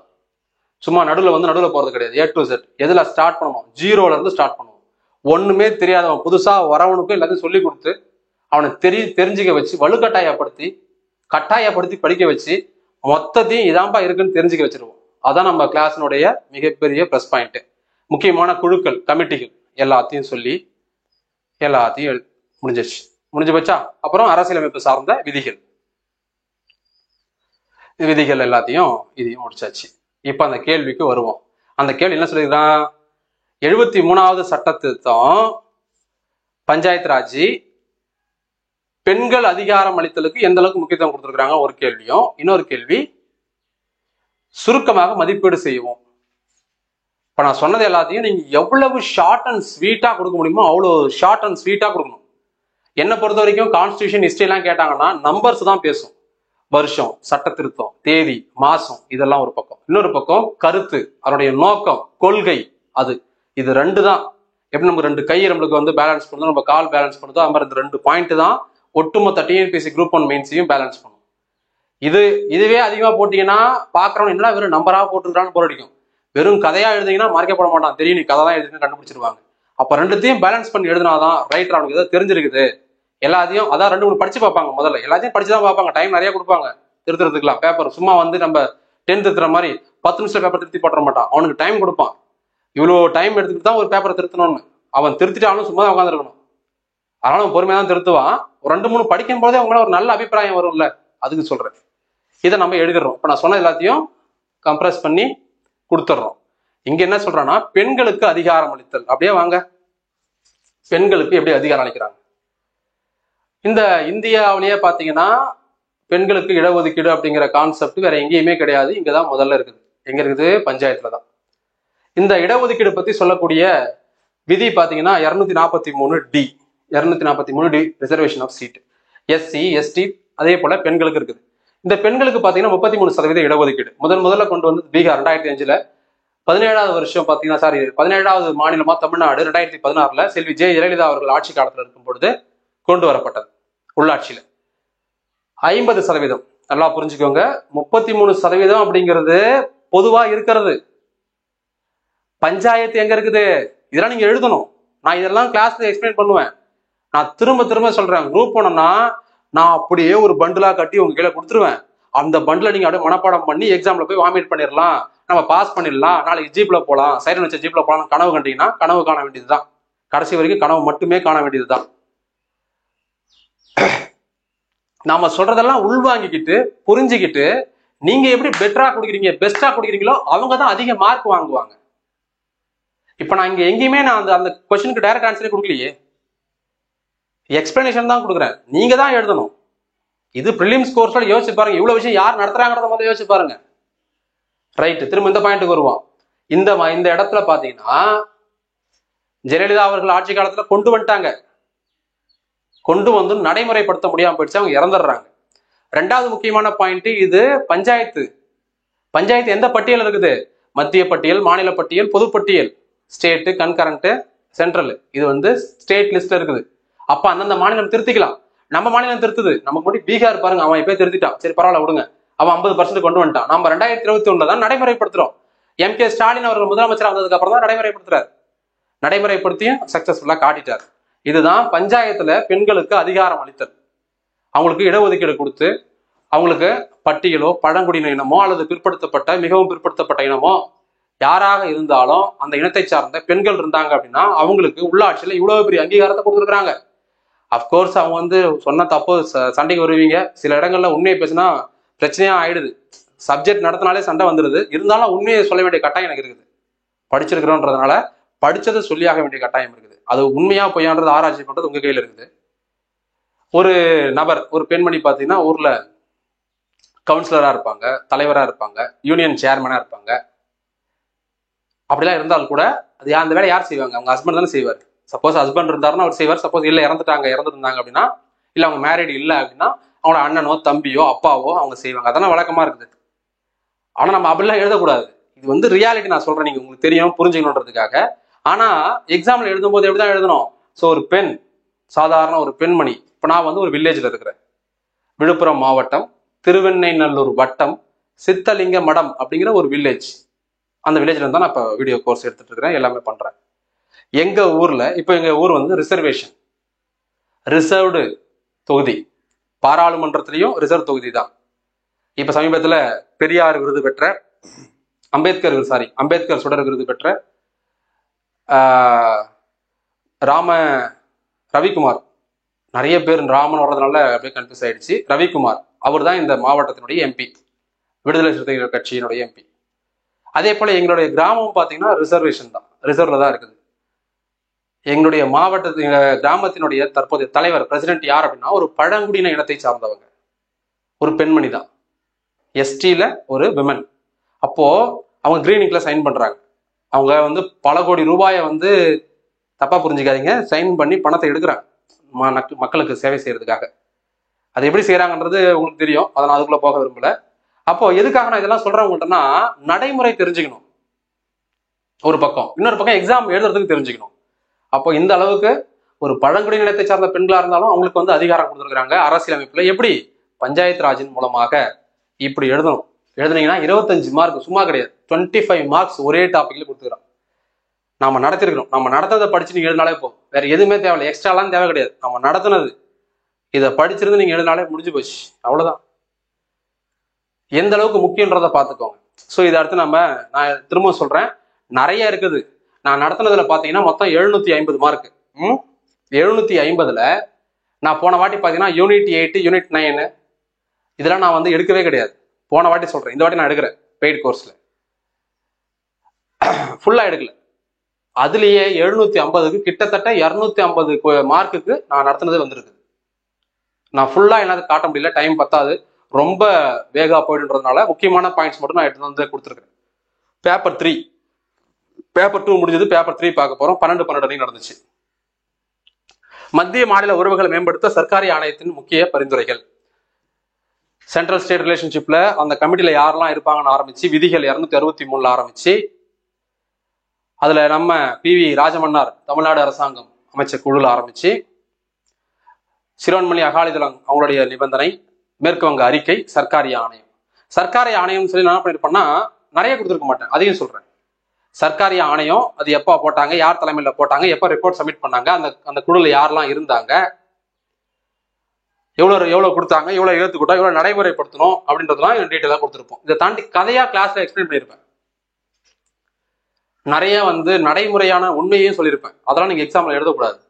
அதாவது சர்க்காரியா கமிஷன் ரிப்போர்ட் தான் என்ன பண்ணியிருப்பாரு, தமிழ்நாடு முதலமைச்சராக இருந்த கருணாநிதி அவர்கள் பல ஆயிரக்கணக்கான மூட்டை சர்க்கரையை காணோம் அப்படின்னு சொல்லி அந்த ஊழல்ல வரும்போது, பிரச்சனைகள் வரும்போது அதெல்லாம் எறும்பு சாப்பிட்டுருச்சு அப்படின்னு சொல்லியிருப்பாரு. எறும்பு சாப்பிட்டுருச்சு பல ஆயிரக்கணக்கான மூட்டை சர்க்கரைகளை சொல்லும் போதே நாக்கு தழுதழுக்கிறது, தொண்டையெல்லாம் வறண்டிருக்குது. இது பரவாயில்ல, சரி சர்க்கரையை தான் சாப்பிட்டுருச்சு, சாக்கெல்லாம் எங்கன்னு கேட்டா சாக்கெல்லாம் கரையான் அரிச்சிருச்சு அப்படின்னு சொல்லியிருப்பாரு. இது உண்மையா பொய்யா, உடனே சண்டைக்கு வரக்கூடாது, கட்சிக்கு எதிராக பேசுற அப்படின்னு சொல்லிட்டுலாம். இது இந்த காலகட்டத்துல இந்த சர்க்காரியா ஆணையத்துக்கிட்ட கொடுத்த அறிக்கையில சொல்லிதான் இந்த ஆட்சியை கலைச்சாங்க, திமுக ஆட்சியை கலைச்சது. அப்ப இதெல்லாம் அந்த காலகட்டத்தில் நடந்த விஷயங்கள் அப்படின்னு சொல்லி படிச்சது. நீங்களும் படிச்சு பாருங்க, உண்மையை என்னன்னு நீங்களே புரிஞ்சுக்கோங்க. இதெல்லாம் நீங்க எக்ஸாம்ல எழுதக்கூடாது. இதெல்லாம் நான் கிளாஸ்ல சொல்லியிருப்பேன்னு சொல்றேன், வீடியோ கோர்ஸ்ல சொல்லியிருப்பேன். இதை தாண்டி இவங்க கொடுத்த நடைமுறையெல்லாம் என்னன்னா 356 அரிதினும் அரிதாக பயன்படுத்தணும், ரொம்ப அடிக்கடி ஒரு மாநிலத்தினுடைய ஆட்சியை கலைக்கக்கூடாது, அதே போல மத்திய மாநில அரசுகள் இணைஞ்சுதான் செயல்படணும், தனித்தனியா செயல்படக்கூடாது, எதெல்லாம் வச்சிருக்கலாம், இதெல்லாம் நீக்கிடலாம், இதெல்லாம் வேண்டாம். குறிப்பா ஆளுநருக்கு அதிகாரம் கொடுக்கறது, சட்ட பேரவையில சபாநாயகருக்கு அதிகாரம் வழங்குதல், இது எல்லாத்த பத்தியும் டீட்டெயிலா நம்ம கிளாஸ்ல எக்ஸ்பிளைன் பண்ணிருப்போம். அதை தாண்டி நீங்களும் எக்ஸ்ட்ரா படிச்சு, அதான் நான் சொன்னேன், குரூப் 1 மெயின்ஸ்னா திரும்ப திரும்ப சொல்றேன், நீங்க புரிஞ்சுக்கணும்ன்ற வேற வழியே கிடையாது. இதுதான் ஒரே வழி நான் உங்கள்கிட்ட சொல்றதுக்கு. ஏன்னா எப்படி சொன்னா நீங்க கேட்க போறது இல்லை, யாரும் கேட்கவும் மாட்டீங்க. என்ன பண்றீங்கன்னா இதெல்லாம் கேட்டுட்டு திரும்பவும் சரி நம்ம அங்க போகலாம், நம்ம அப்படி பண்ணலாம், இந்த புக் வாங்கி படிக்கலாம், அந்த புக் வாங்கி படிக்கலாம், அந்த இன்ஸ்டியூட் புக் வாங்கி படிக்கலாம். அப்படி கிடையாது. நீங்க உட்காந்து என்னைக்கு படிக்க ஆரம்பிக்கிறீங்களோ, நீங்க என்னைக்கு தேடி படிக்கிறீங்களோ அன்னைக்குதான் அது நிரந்தரமா உங்களால அந்த சப்ஜெக்ட்ல ஸ்ட்ராங் ஆக முடியும், மார்க் அதிகமா ஸ்கோர் பண்ண முடியும். இந்த குரூப் 1 மெயின்ஸை பொறுத்தவரை நம்ம ஒரு கோடு தான் போடுவோம். அந்த கோடை வச்சு ரோடு போடுறதோ அல்லது அந்த ஒரு லைனை வச்சு டிஃப்ரெண்ட் ஆங்கிள், டிஃப்ரெண்ட் வியூவில் நீங்க ஒரு டயக்ராம் டிரா பண்றதோ உங்க கையில தான் இருக்குது. ஸோ இந்த கொஸ்டின் அடுத்தது புன்ஷி கமிட்டி, மாநில தேர்வு ஆணையம் தொடர்பான இந்திய அரசு விதிகளை விவரிக்கவும். இதெல்லாம் பார்க்கும்போது எனக்கு கண்கள்ல கண்ணீர் தான் வந்துச்சு. அன்னைக்கு நைட் நம்ம நடத்தினதெல்லாம் அப்படியே கொடுத்து கேட்டிருக்கிறானே, நம்ம பாஸ் பண்ணலையே. 136 கொஸ்டின் போட எனக்கு வரல குரூப் 1 ப்ரிலிம்ஸ்ல, அவ்வளோ ஈஸியாக இருந்தால் விட்டுட்டுமே அப்படின்னு சொல்லிட்டு என்னால் சரியா தூங்கவே முடியல கடந்த அந்த கேள்வித்தாள் பார்த்த ஒரு வாரத்துல. இத கேள்வி பார்த்துட்டீங்களா? 14வது பாகம் சர்வீஸ் கமிஷன், யூனியன் தனியா ஸ்டேட் தனியான்னு கிடையாது, ரெண்டுத்துக்குமே ஒண்ணுதான். ஆனா பணிகளை பத்தி நம்ம சாப்டர் 1லயும், அதாவது கவர்மெண்ட் ஜாப் பத்தி, சென்ட்ரல் ஸ்டேட் கவர்மெண்ட் ஜாப் பத்தி சாப்டர் 1, சாப்டர் 2ல 2வது பிரிவுல பொது பணியாளர் தேர்வு ஆணையம் 315 23 வரைக்கும். அவனே கேட்டான், விதிகளை வச்சு எழுத சொல்லிட்டான். எழுதுங்க, முடிஞ்சு போச்சு, அவ்வளவுதான் வேற என்ன எழுத போறீங்க இதுல போய் நீங்க? இது நம்ம மத்திய மாநில ரெண்டுத்துக்குமே பொருந்தக்கூடிய அளவுல எடுத்த டேட்டா. இது யூபிஎஸ்சி பொறுத்தவரையில, இது state public service commission Tamil Nadu example எடுத்து கொடுத்துருப்போம். இதுதான்பா தேர்வு ஆணையத்தினுடைய வரலாறு. யாருன்னு எடுத்திருக்க மாட்டாங்க இவ்வளவு டீட்டெயிலா. தேர்வு ஆணையத்தினுடைய வரலாறு இதுதான், கிறிஸ்பா கொடுத்துருப்போம். நடுவில் கதை நிறைய வரும். இதுதான் டேட்டா. இப்படிதான் யூபிஎஸ்சி உருவாச்சு, இப்படிதான் டிஎன்பிஎஸ்சி உருவாச்சு.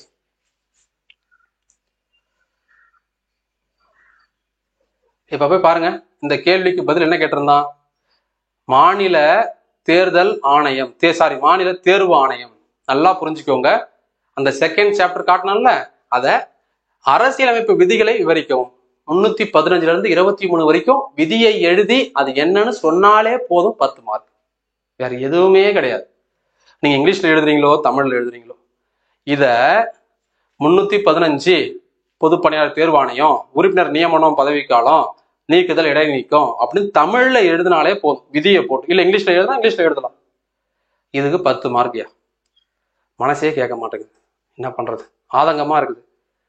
சரி, அப்ப நாம என்ன பண்ணணும்னா, கடந்த முறை சரியா பண்ணலையா, இந்த முறை அதை விட இன்னும் வீரியமா நம்ம வந்து தயாராகணும். அதுதான் நான் என் மனசுல நான் நினைச்சுக்கிறது, அடிக்கடி எனக்குள்ள நானே சொல்லிக்கிறது. அதே தான் உங்களுக்கு சொல்றேன். இது வந்து பெரிய விஷயமே கிடையாது. திரும்ப திரும்ப திரும்ப சொல்லிட்டு தான் இருப்பேன். ஏன்னா எல்லாரும் குரூப் 4, எல்லாரும் குரூப் 2. இப்ப பாருங்களேன், குரூப் 4 20 லட்சம் பேர் அப்ளை பண்ணுவான். அப்படியே குரூப் 2 ஒரு 10 லட்சம் பேர் அப்ளை பண்ணுவான். அப்படியே குரூப் 1 ஒரு 5 லட்சம் பேர் குறைஞ்சிருவான். ஆனா எக்ஸாம் போறதே 2 லட்சம் பேர் தான் எக்ஸாம் போவாங்க. ஏன்னா ஐயோ பயங்கரமான, ஐயோ அவரா பயங்கரமான ஆளாச்சே அப்படின்ற மாதிரி இருக்கும். அதெல்லாம் கிடையாது. உடைக்கிறோம். நம்ம எல்லாருமே ஒன்னா சேர்ந்து அதுக்கு தயாராகணும். நான் மெயின்ஸுக்கு ஒரு பெரிய ப்ராசஸ் நான் வச்சிருக்கிறேன். ஸோ அது வந்து நம்ம யாரெல்லாம் உண்மையாவே உழைக்க தயாரா இருக்காங்களோ அவங்களெல்லாம் சேர்த்துக்கிட்டு தான். சும்மா இருக்கிறவங்க குரூப்ல டூப்பு அவங்களாம் வேலையே கிடையாது. நம்ம கொடுத்த ஹோம்ஒர்க்கை பண்ணிட்டு வரவங்க அந்த குரூப்ல இருப்பாங்க, இல்லாதவங்க மறுநாளே அந்த குரூப்ல இருந்து நீக்கி விடப்படுவார்கள். நிறைய பெரிய பிளான் வச்சிருக்கிறேன் குரூப் 1 மெயின்ஸ்க்கு. இந்த வாட்டி போன வாட்டி நிறைய பிளான் வச்சிருந்து எக்ஸிக்யூட் பண்ண முடியாம போயிருச்சு. காரணம் எனக்கு பிசிக்கலாகவும் எங்க வீட்டுல எங்க அம்மாவுக்கும் ரொம்ப சீரியஸா இருந்ததுனால நான் எந்த வேலையும் என்னால செய்ய முடியாம போயிருச்சு. இப்போ இந்த கோர்ஸ் இப்போ கூட நான் அந்த ப்ரிலிம்ஸ் கோர்ஸ் பிப்ரவரி 2க்குள்ள முடிச்சிடணும். சீக்கிரமா முடிச்சிட்டேன் அப்படின்னா நான் ஃப்ரீ ஆயிடுவேன். அதுக்கப்புறம் முழு ஃபோக்கஸ் குரூப் 2 குரூப் 1 மெயின்ஸ் தான் அடுத்து நம்ம டார்கெட். இப்போ என் டார்கெட் இந்த ப்ரிலிம்ஸ், அதாவது group 1 group 2 group 4 SSC railway SI police எல்லா எக்ஸாமும் கவர் ஆகிற மாதிரி நம்ம ஒரு கோர்ஸ் நம்ம ரெடி பண்ணிடுறோம். முதல்ல இதை முடிச்சிட்டோமா, அடுத்து நம்ம டார்கெட் அதுதான், மெயின்ஸ் டார்கெட் தான், மெயின்ஸுக்கு தயாராகிறது தான். இந்தியாவில் வாக்கு நடத்தை மற்றும் தேர்தலின் போது அரசாங்கம் ஊடகத்தின் பங்கு மற்றும் பொறுப்புத்தன்மையை பற்றி மதிப்பிடுக. அருமையான கேள்வி. தேர்தல் ஆணையம்பா, தேர்தல் ஆணையத்தை பத்தி நம்ம சொல்லியிருக்கிறோம். எந்த விதியில ஆரம்பிச்சு என்னென்ன இருக்குது, அது சம்பந்தமான A to Z டீட்டெயில் இருக்கும், எல்லாமே இருக்கும்.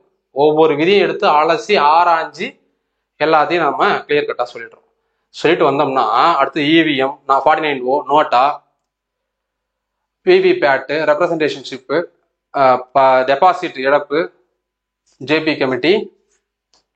இங்க பாருங்க, ஊடகத்தினுடைய பங்குன்னு சொல்றாங்கல்ல, ஒவ்வொரு கமிட்டியா எழுதி அந்த கமிட்டி கொடுத்த recommendation.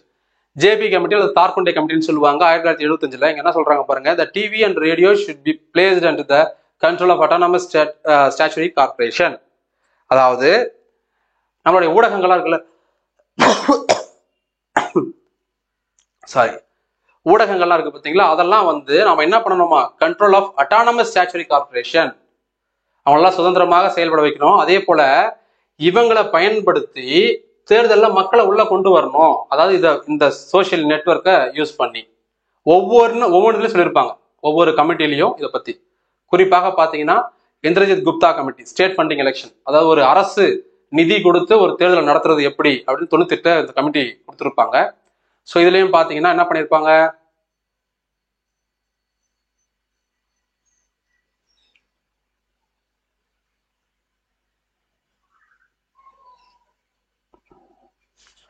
only election commission recognized political parties should be given the state support in the terms of printing material, facility, electronic media, time, vehicles and fuels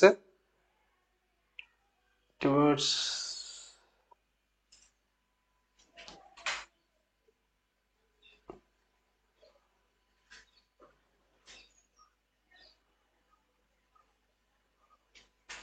இந்த பாயிண்ட்ல கொடுக்கலையா சொன்னா தெரியலையா, இருக்குமே கண்டிப்பா அந்த பாயிண்ட்.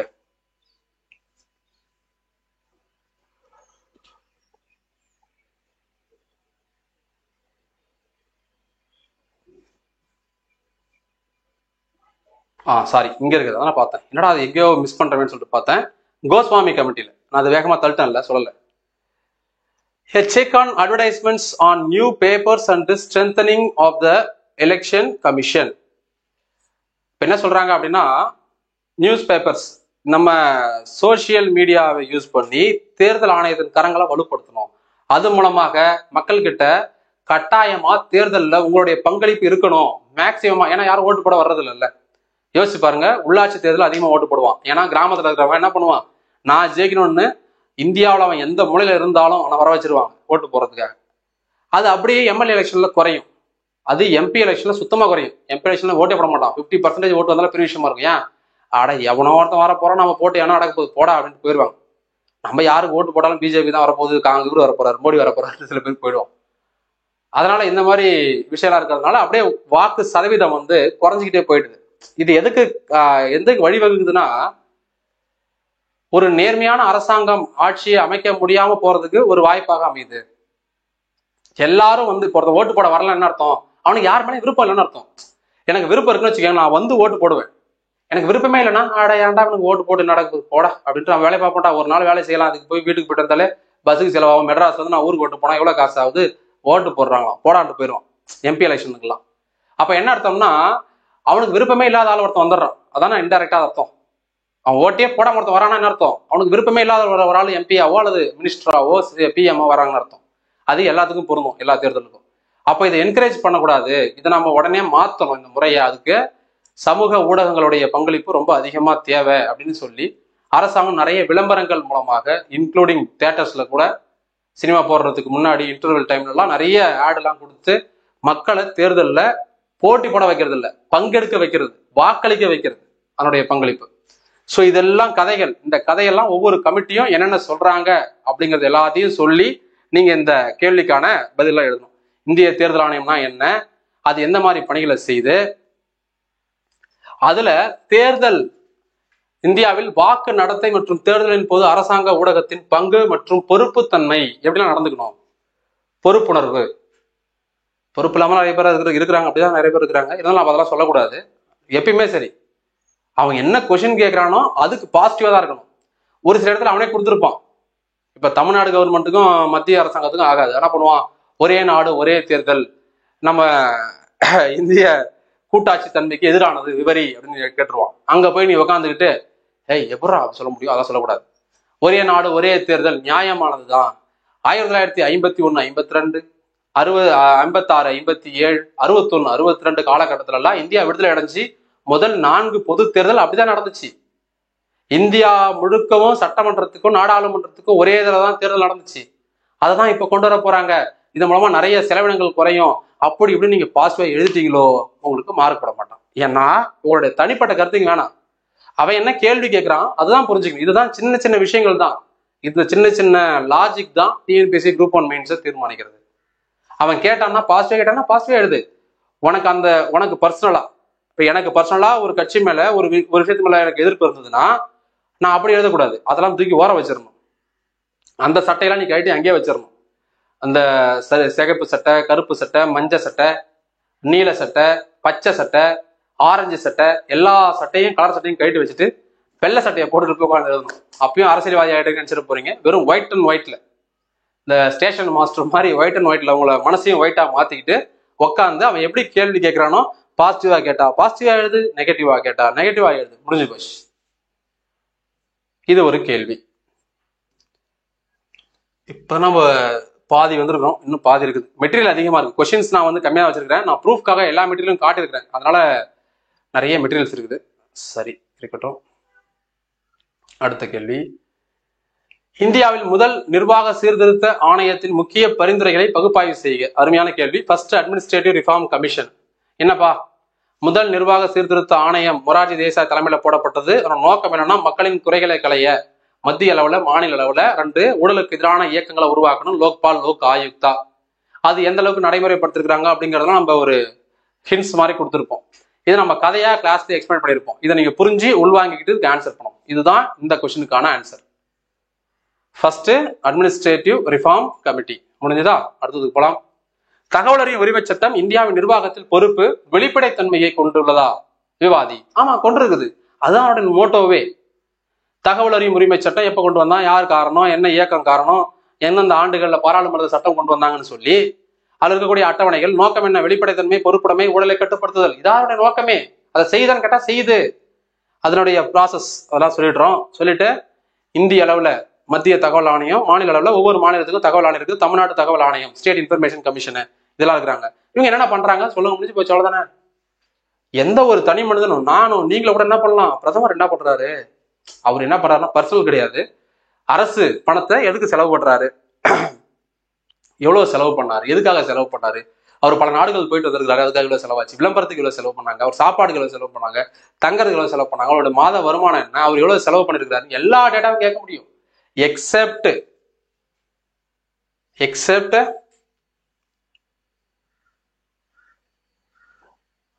ஐபி ரா intelligence bureau research and analysis wing நாட்டினுடைய பாதுகாப்பு தொடர்பானது. அதெல்லாம் டேட்டா கொடுக்க மாட்டான். நாளைக்கு சிபிஐ எங்க போறான், ரைடுக்கு போறாங்க சொல்லிடுங்க. ரா வந்து என்ன பார்த்துட்டு இருக்காங்க, வேலை பார்க்குறாங்க சொல்லுங்க.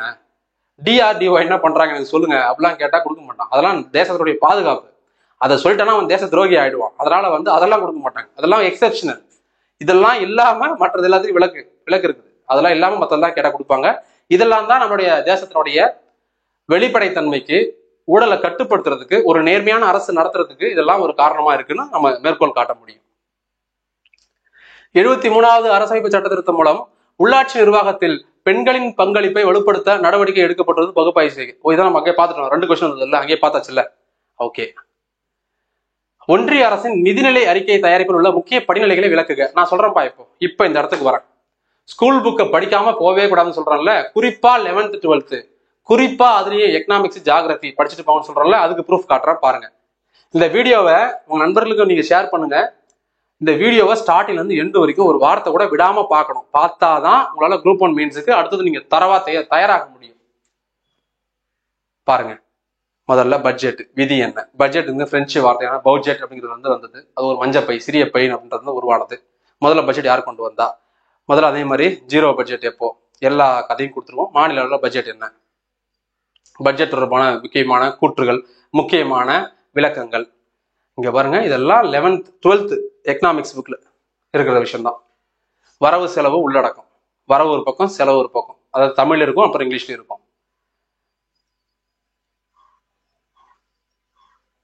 இப்படிதான் திட்டம் தயாரிக்கிறாங்க.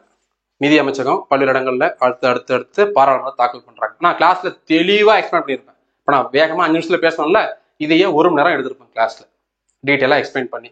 நீதி அமைச்சர் தான் கொண்டு வரணும், லோக்சபால தான் கொண்டு வரணும், குடியரசுத் தலைவர்கிட்ட முன் அனுமதி வாங்கியிருக்கணும். இதை வந்து தாக்கல் பண்றதுக்கு முன்னாடியே ஒட்டுமொத்தமா எல்லாத்தையும் பர்மிஷன் வாங்கி தான் பண்ணணும். ஏன்னா ரொம்ப ரொம்ப முக்கியமானது, கன்சாலிடேட் ஃபண்ட் ஆஃப் இந்தியாவில இருந்து பணம் எடுக்க போறோம். பணத்தை எடுக்கிறதுக்கு என்ன பண்ணியாகணும்? தொகுப்பு நிதியிலிருந்து பணம் எடுப்பதற்கு பாராளுமன்றத்தின் ஒப்புதல் அவசியம். பாராளுமன்றத்தின் ஒப்புதல் இல்லாமல் கன்சாலிடேட் ஃபண்ட் ஆஃப் இந்தியாவில் தொகுப்பு நிதியிலிருந்து பணம் எடுக்க முடியுமா? எடுக்க முடியும். ஒரே ஒரு காரணத்துக்காக மட்டும்தான். அட்டவணை 2 கொடுக்கப்பட்ட நபர்களுடைய சம்பளத்திற்காக பாராளுமன்றத்தின் அனுமதி இல்லாமல் அரசினுடைய தொகுப்பு நிதியிலிருந்து மொத்த பணத்துல இருந்து நம்ம ஒரு பணத்தை எடுத்துக்கலாம், மாதம் எடுத்துக்கலாம். எதுக்காகனா அரசு ஊழியருடைய சம்பளத்துக்காக, மிகப்பெரிய தலைவர்களுடைய சம்பளத்துக்காக. சரி, இதெல்லாம் நம்ம கிளியரா எக்ஸ்பிளைன் பண்ணிட்டோம். இதை அப்படியே எடுத்து எழுதுங்க, முடிஞ்சு போச்சு, அவ்வளவுதான்ப்பா. ஸ்கூல் புக்கை படிக்கணும்.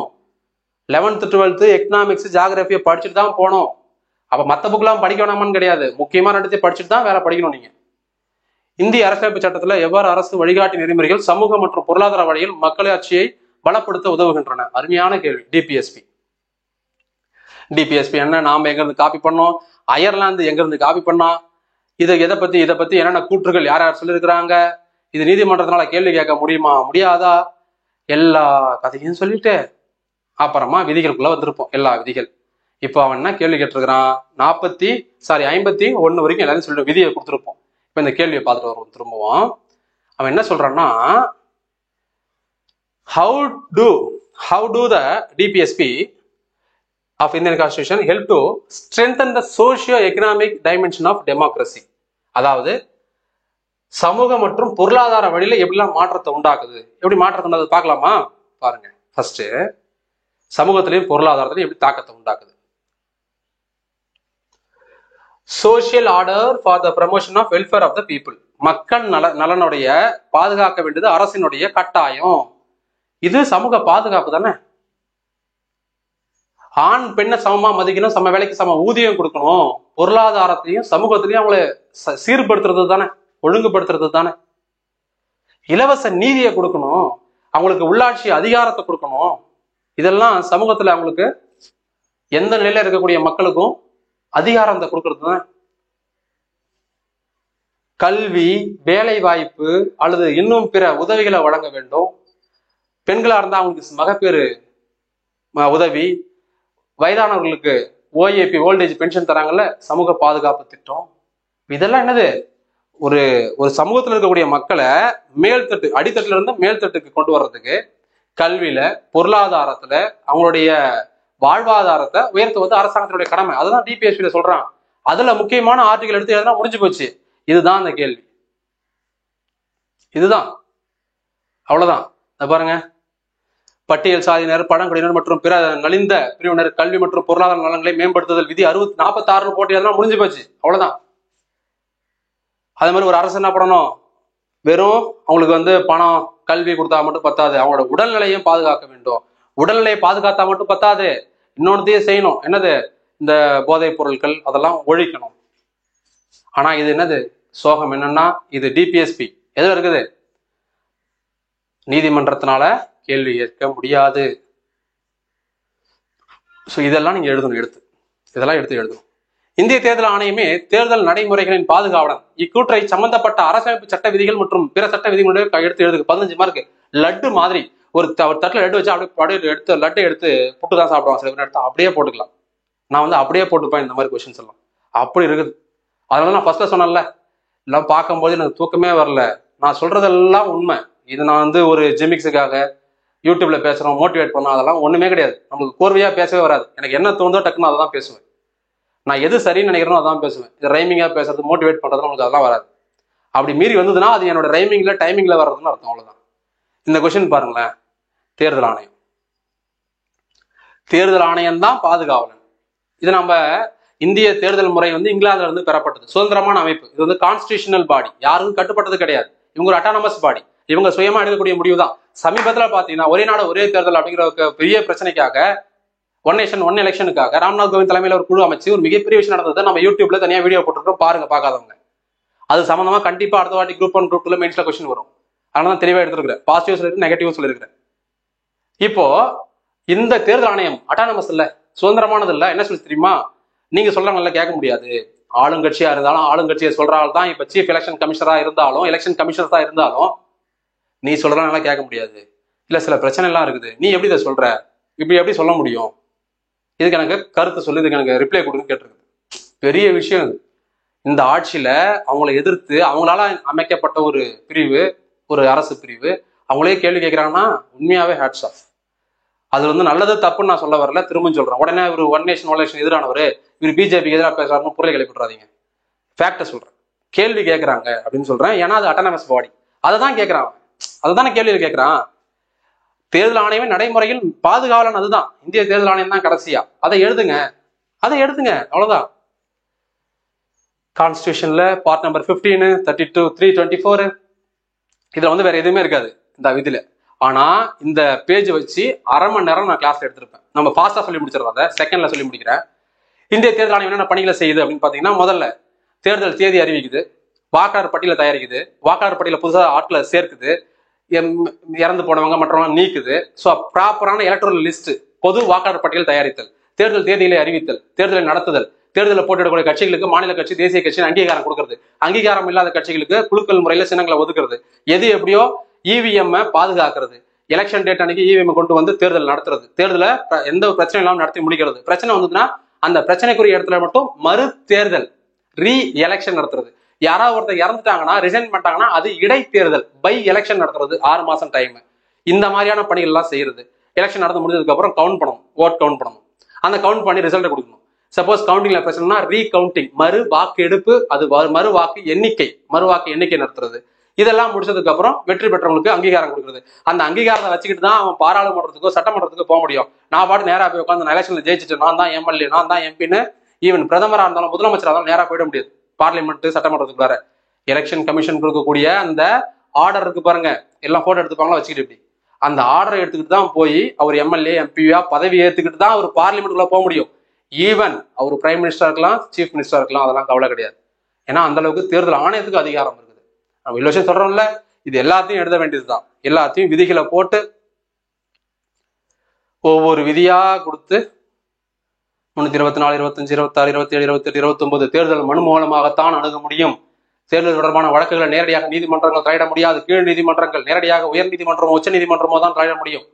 அதுவும் நாம போய் தேர்தல் ஆணையத்திட்ட ஒரு பெட்டிஷன் கொடுக்கணும். ஐயா தப்பு நடந்து போச்சு, ஏமாத்திட்டான், அவன் ஜெயிச்சது செல்லாது, நான் ஜெயிச்சது செல்லாதுன்னு சொல்றான், அவன் சொல்றான் ஒத்துக்க முடியாது, ஏதோ ஒரு கன்றாவி, ஏதோ பிரச்சனை, மனு கொடு. அவங்க வாங்கி படிச்சு பார்த்து ஓகேனா அவங்க டைரக்ஷன் கொடுப்பாங்க. நீ ஹைகோர்ட்டுக்கு போலாம் போப்பா, நீ சுப்ரீம் கோர்ட் போலாம் போப்பான்னு, அப்புறம் தான் நீ போக முடியும். அது வரைக்கும் எங்கேயுமே போக முடியாது. நீ பாட்டுக்கு டைரக்டா எங்க ஊர்ல ஒரு முன்சிபல் கோர்ட் இருக்குது, தால் கோர்ட் இருக்கு, அங்க போறோம்னா எடுத்துக்க மாட்டாங்க கேஸ் எல்லாம். நீதிமன்றங்கள் தலையிட தடை. தேர்தல் ஆணையத்துக்கு ஏன் எதுக்கு சொல்றோம், தேர்தல் ஆணையத்துக்கு தான் அதிகாரம் அதிகம் அப்படின்றதுக்காக சொல்றோம். இதை அப்படியே எழுதுனோம்னா 15 மார்க்கியா, மனசே ஆறல. உண்மையாக சொல்றேன், இந்த வாட்டி டிஎன்பிசி குரூப் 1 மெயின்ஸ் போன முறையை விட இந்த முறை எளிமையானது, ரொம்ப ரொம்ப எளிமையா இருந்துச்சு. அடுத்த வாட்டி எப்படி இருக்குமோ தெரியல. எப்படி இருந்தாலும் நம்ம இப்ப இருந்தா அதுக்கு தயாராகும், அதுதான் விஷயம். நான் ஏன் எப்படி இருக்குன்னு தெரியலன்னு ஃபீல் பண்றேன் அப்படின்னா, விட்டுடமே, ஈஸியா இருந்தா விட்டுடமேன்னு ஃபீல் பண்றேன், வேற ஒன்றும் கிடையாது. அறிவுசார் சொத்துரிமை என்றால் என்ன, அதன் வெவ்வேறு கூறுகளை விரிவாக விவாதிக்கும். Intellectual property. இன்டெலெக்சுவல் ப்ராப்பர்ட்டி அப்படிங்கிற கான்செப்டை நம்ம ஜியோகிராஃபியில் எடுத்துருக்கிறோம். இன்டர்நேஷனல் ஆர்கனைசேஷன் அப்படிங்கிற டாபிக்லயும் தனியாக எடுத்துருக்கிறோம். பன்னாட்டு நிறுவனங்கள் இருக்கு பார்த்தீங்களா, அந்த டாபிக்லயும் இதை நம்ம எடுத்துருக்கிறோம். கிளியரா இருக்கா? ஓகே. இன்டெலெக்சுவல் ப்ராப்பர்ட்டினா அறிவுசார் சொத்துரிமை. அது என்ன சார் அறிவுசார் சொத்துரிமை என்ன அர்த்தம்? இதுதான். இதை நீங்க படிச்சு புரிஞ்சுக்கிட்டு அவன் கேட்கிற கேள்விக்கு எலாபரேட்டடா ஆன்சர் பண்ணுது. ஒரு பேஜ் தான் அந்த கண்டென்ட். அவன் என்ன கேட்டிருக்கிறான், அறிவுசார் சொத்துரிமை என்றால் என்ன, அதன் வெவ்வேறு கூறுகளை பற்றி விரிவாக எழுதவும். நான் வெவ்வேறு கூறுகளை கொடுத்துட்டேன், இதனை எடுத்து விரிவாக எழுதணும். நிறைய பேருக்கு இன்னுமே தெரியல அறிவுசார் சொத்துரிமை என்ன. இன்டெலெக்சுவல் ப்ராப்பர்ட்டினா பதிவுரிமை மற்றும் தொடர்புரிமைகள், காப்பிரைட் அண்ட் ரிலேட்டட் ரைட்ஸ். ஒரு எக்ஸாம்பிள் சொல்லட்டுமா? நான் உயிரை கொடுத்து இந்த நோட்ஸ் ரெடி பண்ணுவேன், நான் தான் பண்ணேன், உண்மை அதுதான். நான் மட்டும்தான் இதுக்கு உரிமையாளர். என்னுடைய அறிவு, என்னோட நாலேஜ், இத நீங்க என்கிட்ட படிச்சு அதுக்கு நீங்க ஒரு அமௌண்ட் ஃபீஸை பே பண்ணி என்கிட்ட இருந்து அதை நீங்க கத்துக்கிறீங்க, ரைட்?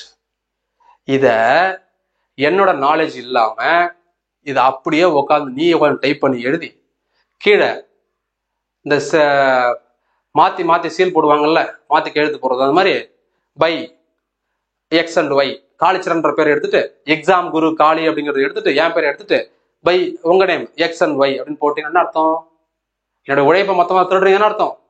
தப்பு தானே அது? அதுதான் அறிவுசார் சொத்துரிமை. அதுதான் அறிவுசார் சொத்துரிமையில வர்றது.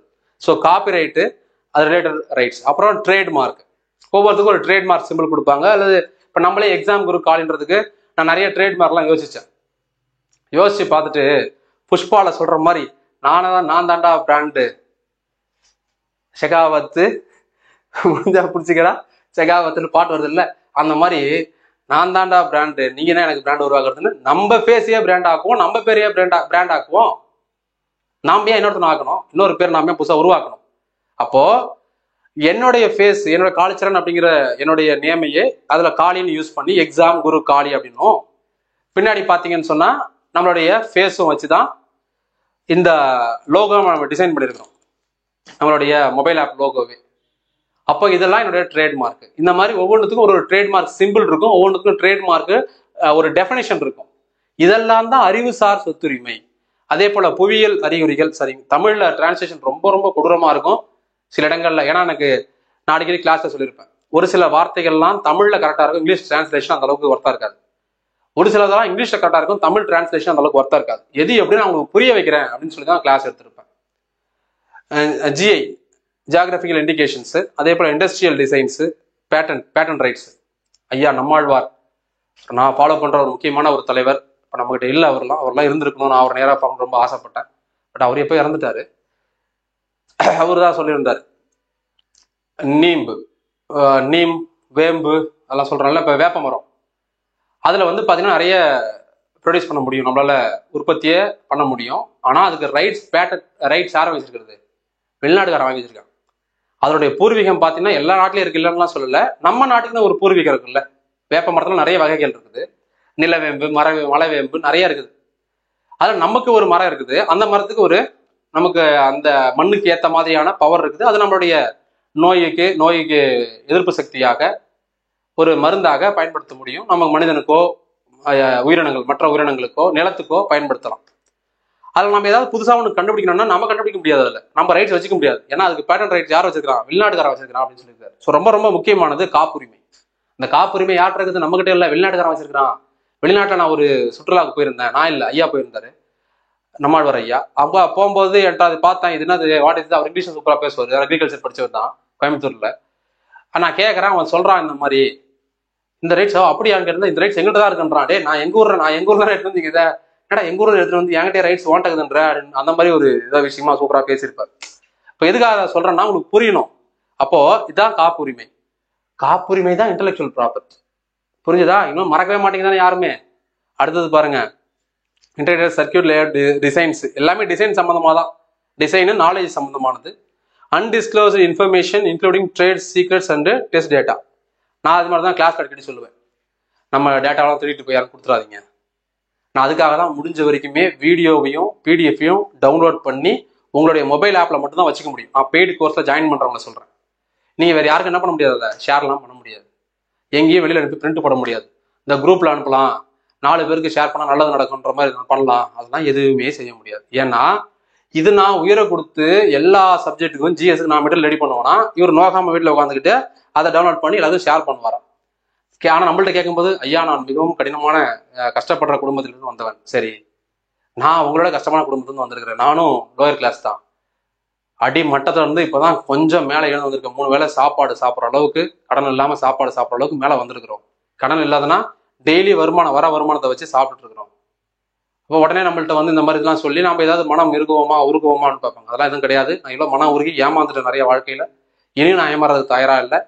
இதை தான் பண்ண போறேன், இப்படி தான் பண்ண போறேன். நம்பிக்கை இருக்கிறவங்க நம்மளை ஃபாலோ பண்ணலாம். நான் யாரையுமே கட்டாயப்படுத்தலை, நம்பிக்கை இருக்கிறவங்க ஃபாலோ பண்ணலாம் அப்படின்னு தான் எல்லாத்தையும் சொல்லியிருப்பேன்.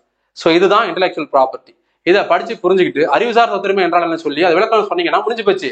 இதை யாருமே நடத்திருக்க வாய்ப்பு இல்லை எனக்கு தெரிஞ்சு. மேபி நான் வந்து இதை ஒரு 3000 ரூபா ஃபீஸ்ல போன வாட்டி ப்ரிலிம்ஸ்ல எடுத்து முடிச்சிட்டேன். ப்ரிலிம்ஸ்ல எடுத்தது தான் அது. பல ஆயிரம் அதிகமாக வாங்கி வேணா சொல்லி கொடுத்துருக்கலாம். அது சொல்லி கொடுத்தது உங்களுக்கு புரிஞ்சிருக்குமா அப்படின்றது எனக்கு தெரியல. இப்போ நாம அடுத்தது பேப்பர் 4க்கு வந்துருவோம். பேப்பர் 2ல ஒரு சாம்பிள் பார்த்தோம், பேப்பர் 4ல ஒரு சாம்பிள் பார்க்கலாம். கடைசி பேப்பர் 13/12 நடந்துச்சு. இந்தியாவின் தொழில்துறையின் பிரச்சனைகள், பசுமை புரட்சியின் சுற்றுச்சூழல் தாக்கங்கள், நீர் ஆதாரங்கள் பாதுகாப்பு. இந்த சாம்பல் படுகையை விட்டுருங்க, நம்ம இதை பத்தி பேசல. இந்த 3மே ஜியாகிரபியில ஜென்ரலா எடுத்தது. இந்தியாவின் தொழில்துறையில் பிரச்சனைகளை பற்றி விவரிக்கவும், எக்ஸ்பிளைன் பண்ணுங்க. தொழில்துறையில என்ன பிரச்சனை இருக்குது, தொழில்துறையில ஃபர்ஸ்டே கவர்மெண்டோட பாலிசில நிறைய பிரச்சனை இருக்குது. அதெல்லாம் ரெக்டிஃபை பண்ணி தான் 1980ல இண்டஸ்ட்ரியல் பாலிசி கொண்டு வராங்க. அதுக்கப்புறம் அது நிறைய புதிய தொழில் கொள்கையெல்லாம் வந்துருச்சு. இன்னொரு பக்கம் பார்த்தீங்கன்னா வேலை வாய்ப்புல, அதாவது வேலைகள் அங்க அவங்க கொடுக்கறதுல சிரமங்கள் இருக்குது. திடீர்னு கம்பெனி க்ளோஸ் பண்ணிட்டான் அப்படின்னா அவங்க வேலை இல்லாமல் போறாங்க, அந்த பிரச்சனைலாம் இருக்குது. அடுத்தது ஒரு நிறுவனத்துல வேலை செய்யறவங்களுக்கு அங்க உள்ளுக்குள்ளார நடக்கக்கூடிய பிரச்சனைகள். இந்த மாதிரி ஒவ்வொன்றா சப்டிவிஷன் பண்ணி இந்த கொஸ்டின்ஸை வந்து நம்ம எக்ஸ்பிளைன் பண்ண முடியும். இது வந்து கதையாக தான் சொல்லியிருக்கிறோம் கிளாஸ்ல. இதுக்கு வந்து இதுதான் ப்ரூஃப் அப்படின்னு சொல்லி தனித்தனியா இல்லை, ஜெனரல் நடத்தினது. அதே போல பசுமை புரட்சி, சுற்றுச்சூழல் மற்றும் சூழல் தாக்கங்கள் பற்றி விவாதிக்கவும். Discuss the environmental and ecological implications of green revolution. பசுமை புரட்சியை வச்சு நடத்திருப்போம். பசுமை புரட்சியில நம்ம என்னென்ன உற்பத்தி எல்லாம் பண்ணியிருப்போம் அப்படின்னு நடத்திருப்போம். முக்கியமான அரிசி, கோதுமை, மற்ற பண்டங்கள். இதுல உயர் ரக வீரியமிக்க விதைகளை உருவாக்குறது, ஹை ஈல்டு வெரைட்டிஸ் அப்படின்னு சொல்லியிருப்போம். இதெல்லாம் நடத்திருக்கலாம். இது வந்து சுற்றுச்சூழல்ல எப்படி வந்து தாக்கங்களை ஏற்படுத்துன்னு நம்ம நடத்தல. அது நீங்க இதை புரிஞ்சுக்கிட்டு இதை எழுதணும். நான் சொல்றேன்ல, என்ன சொன்னதுதான். ஒரு சிலதெல்லாம் டைரக்டா இருக்கும், நம்ம முன்னாடி சொன்ன லட்டு இருக்கும், அப்படியே எடுத்து வாயில போட்டுக்கலாம். சிலதெல்லாம் பாத்தீங்கன்னா உதிரியா பிரிச்சு போட்டிருப்பான். அதை நீங்க உங்களுக்கு என்னெல்லாம் தேவையோ அதெல்லாம் பொறுக்கி எடுத்து நீங்க தனியா உருண்டை பண்ணிக்க வேண்டியதுதான். இதுதான் கான்செப்ட். நீர் ஆதாரங்களின் பாதுகாப்பு மற்றும் பயன்பாட்டின் தேவையை குறித்து விவரி. ரொம்ப ரொம்ப முக்கியமானது நீர் ஆதாரங்கள். நம்ம இதை பத்தி மறை நீர் அப்படிங்கிற கான்செப்ட்ல பேசியிருப்போம், ஏரிகள், ஆறுகள் அப்படிங்கிற கான்செப்ட்ல பேசியிருப்போம். ஏன்னா நீர் தான் முக்கியமான, எல்லாத்துக்குமே உயிரினத்துக்கு முக்கியமான நீர் தானே. நீரின்றி அமையாது உலகு அப்படின்னு சொன்னாங்கன்னு சொல்லி அதை எழுதி இந்த கொஸ்டின் ஆரம்பிக்க வேண்டியதுதான். அவ்வளவுதான், இவ்வளவுதான். அந்த டைமிங்ல ஆன் த ஸ்பாட்ல அவனால எப்படி அதுக்கு அந்த கொஸ்டினுக்கு ரியாக்ட் பண்ண முடியுது, வித் எவிடன்ஸோட, பாயிண்ட்ஸோட. கதைகள் சேர்க்கலாம், கதைகளே கேள்வி ஆடக்கூடாது. ஒரு சில பாயிண்ட் கதையெல்லாம் சேர்க்க முடியுமே தவிர மொத்தத்தையும் கதையா சேர்க்கக்கூடாது. ஸோ இதை பத்தி நம்ம தெளிவாக எடுத்துருக்கிறோம். காரணம், நீர் இல்லாம நம்மளால என்ன பண்ண முடியாது, எந்த உயிரினமும் வாழ முடியாது. விவசாயத்துக்கு நீர் இன்றியமையாதது. ஒரு தொழில் தொடங்கணும் அப்படின்னா அந்த தொழிற்சாலைக்கு நீர் இன்றியமையாதது. நாம இயல்பா ஒரு குடும்பம் நடத்துறதுக்கு நீர் இன்றியமையாதது. டெய்லி நம்ம அருந்துறதுக்கு, குடிக்கிறதுக்கு நீர் இன்றியமையாதது. இது நம்மளுக்கு 2 வகையில் வந்து கிடைக்குது. ஒரு ஆதாரம் பார்த்தீங்கன்னா மழை நீர், ரெயின் வாட்டர். இன்னொன்று பார்த்தீங்கன்னா நம்ம யூஸ் பண்ணி வச்சுக்கிறது, தேக்கி வச்சு செயல்படுத்துறது, அல்லது நிலத்தடி நீர். நம்ம எல்லா நேரத்திலும் மழை நீரை நம்பிக்கிட்டு இருக்கிறோம். இல்லைன்னா நம்ம என்ன பண்றோம், கிரவுண்ட்ல இருந்து தான் எடுக்கிறோம். மழையும் ஒரு காலத்துல போயிடுச்சு அப்படின்னா, ஒரு காலத்துல திடீர்னு நம்ம பூமியிலையும் நீர் மட்டம் குறைஞ்சிருச்சு அப்படின்னா நம்மளுக்கு மிகப்பெரிய பாதுகாப்பு பிரச்சனை வந்துடும். அதை சமாளிக்கிறதுக்கு தான் நம்ம நீரை தேக்க வேண்டியது கட்டாயம் இருக்குது. ஊர்ல இருக்கக்கூடிய ஏரிகளை, குளம், குட்டைகளை, முக்கியமான நீர் நிலைகளை, நீர் ஆதாரங்களை நம்ம மழை வர்றதுக்கு முன்னாடியே, பருவமழை காலத்திற்கு முன்னாடியே ப்ராப்பரா எல்லாத்தையுமே ரெடி பண்ணி வச்சிருந்தோம் அப்படின்னா, கிளீன் பண்ணி வச்சிருந்தோம் அப்படின்னா, மழை வரும்பொழுது மழையில இருந்து அந்த மழை நீர் அப்படியே ஓடையாக ஆறாக உருவாகி வரும். அந்த ஆறு டேம்ல தேங்கி நம்ம தண்ணியாக திருப்பி கொடுப்பாங்க. அதை நம்ம ஏரிகள் குளங்குடியெல்லாம் நிரப்பி வச்சுக்கிட்டு நம்ம வாழ்வாதாரத்துக்கு பயன்படுத்திக்கலாம். இந்த கதை தான் இந்த கொஸ்டின். இந்தியாவின் முக்கிய பழங்குடிகளை விளக்குக. எனக்கு அப்படியே மனசு ரெண்டா வெடிக்குதுயா. பாருங்க, இந்தியாவின் முக்கிய பழங்குடிகளை விளக்குக. நீ பழங்குடின்னு சொல்லிட்டுல நான் A to Z நடத்துறோம் பாரு. பழங்குடியில் கிரீன்லாந்துல தான் அதிகமா இருக்கிறாங்கன்னு ஆரம்பிச்சு இவங்க 4வது உலகம்னு சொல்லுவாங்க. இதுக்காக அரசு கொண்டு வந்த திட்டம் 2011 பழங்குடியின மக்கள் தொகைக்கு டேட்டா, சென்சஸ் டேட்டா, எந்தெந்த மாநிலத்துல எந்தெந்த பழங்குடியினர் அதிகமா இருக்கிறாங்கன்னு சொல்லி கடைசியா இந்தியாவில் இருக்கக்கூடிய முக்கியமான பழங்குடிகள்லாம் என்னென்ன, கோண்டு, பில்லு, சாந்தல் எல்லாத்தையும் நடத்தியாச்சியா. அவ்வளவுதான். இது ஒரு கேள்வி, 10 மார்க் கொஸ்டின். அப்படியே பாருங்க, அது பரவாயில்ல. அடுத்தது பாத்தீங்கன்னா இன்னும் சொல்றதுக்கு இல்ல. தேசிய பூங்கா, சரணாலயம், உயிர்கோளம் ஆகியவற்றை ஒப்பிட்டு வேறுபடுத்தியும் மேலும் மனிதன் மற்றும் உயிர்கோளம் மேன் அண்ட் பயோஸ்பியர் திட்டத்தின் நோக்கங்களை ஆய்வு செய்யுங்க. உண்மையா சொல்றேன், இதெல்லாம் இந்த வீடியோவை நம்ம இந்த PDF காட்டுறதுக்கு முன்னாடி நீங்க வீடியோவை பாருங்களேன், அதுல இன்னும் சூப்பரா இருக்கும். ஏன்னா நான் அதுல எக்ஸ்பிளைன் பண்ணிருப்பேன். இந்த பாருங்க, உயிர்கோளம். உயிர்கோளம் என்ன தெரியுமா? இது உயிர்கோளம், இங்கிலீஷ்ல பயோஸ்பியர். இதுக்குள்ளார சில இடங்கள், இதுக்கு பேரு நேஷனல் பார்க், தேசிய பூங்கா.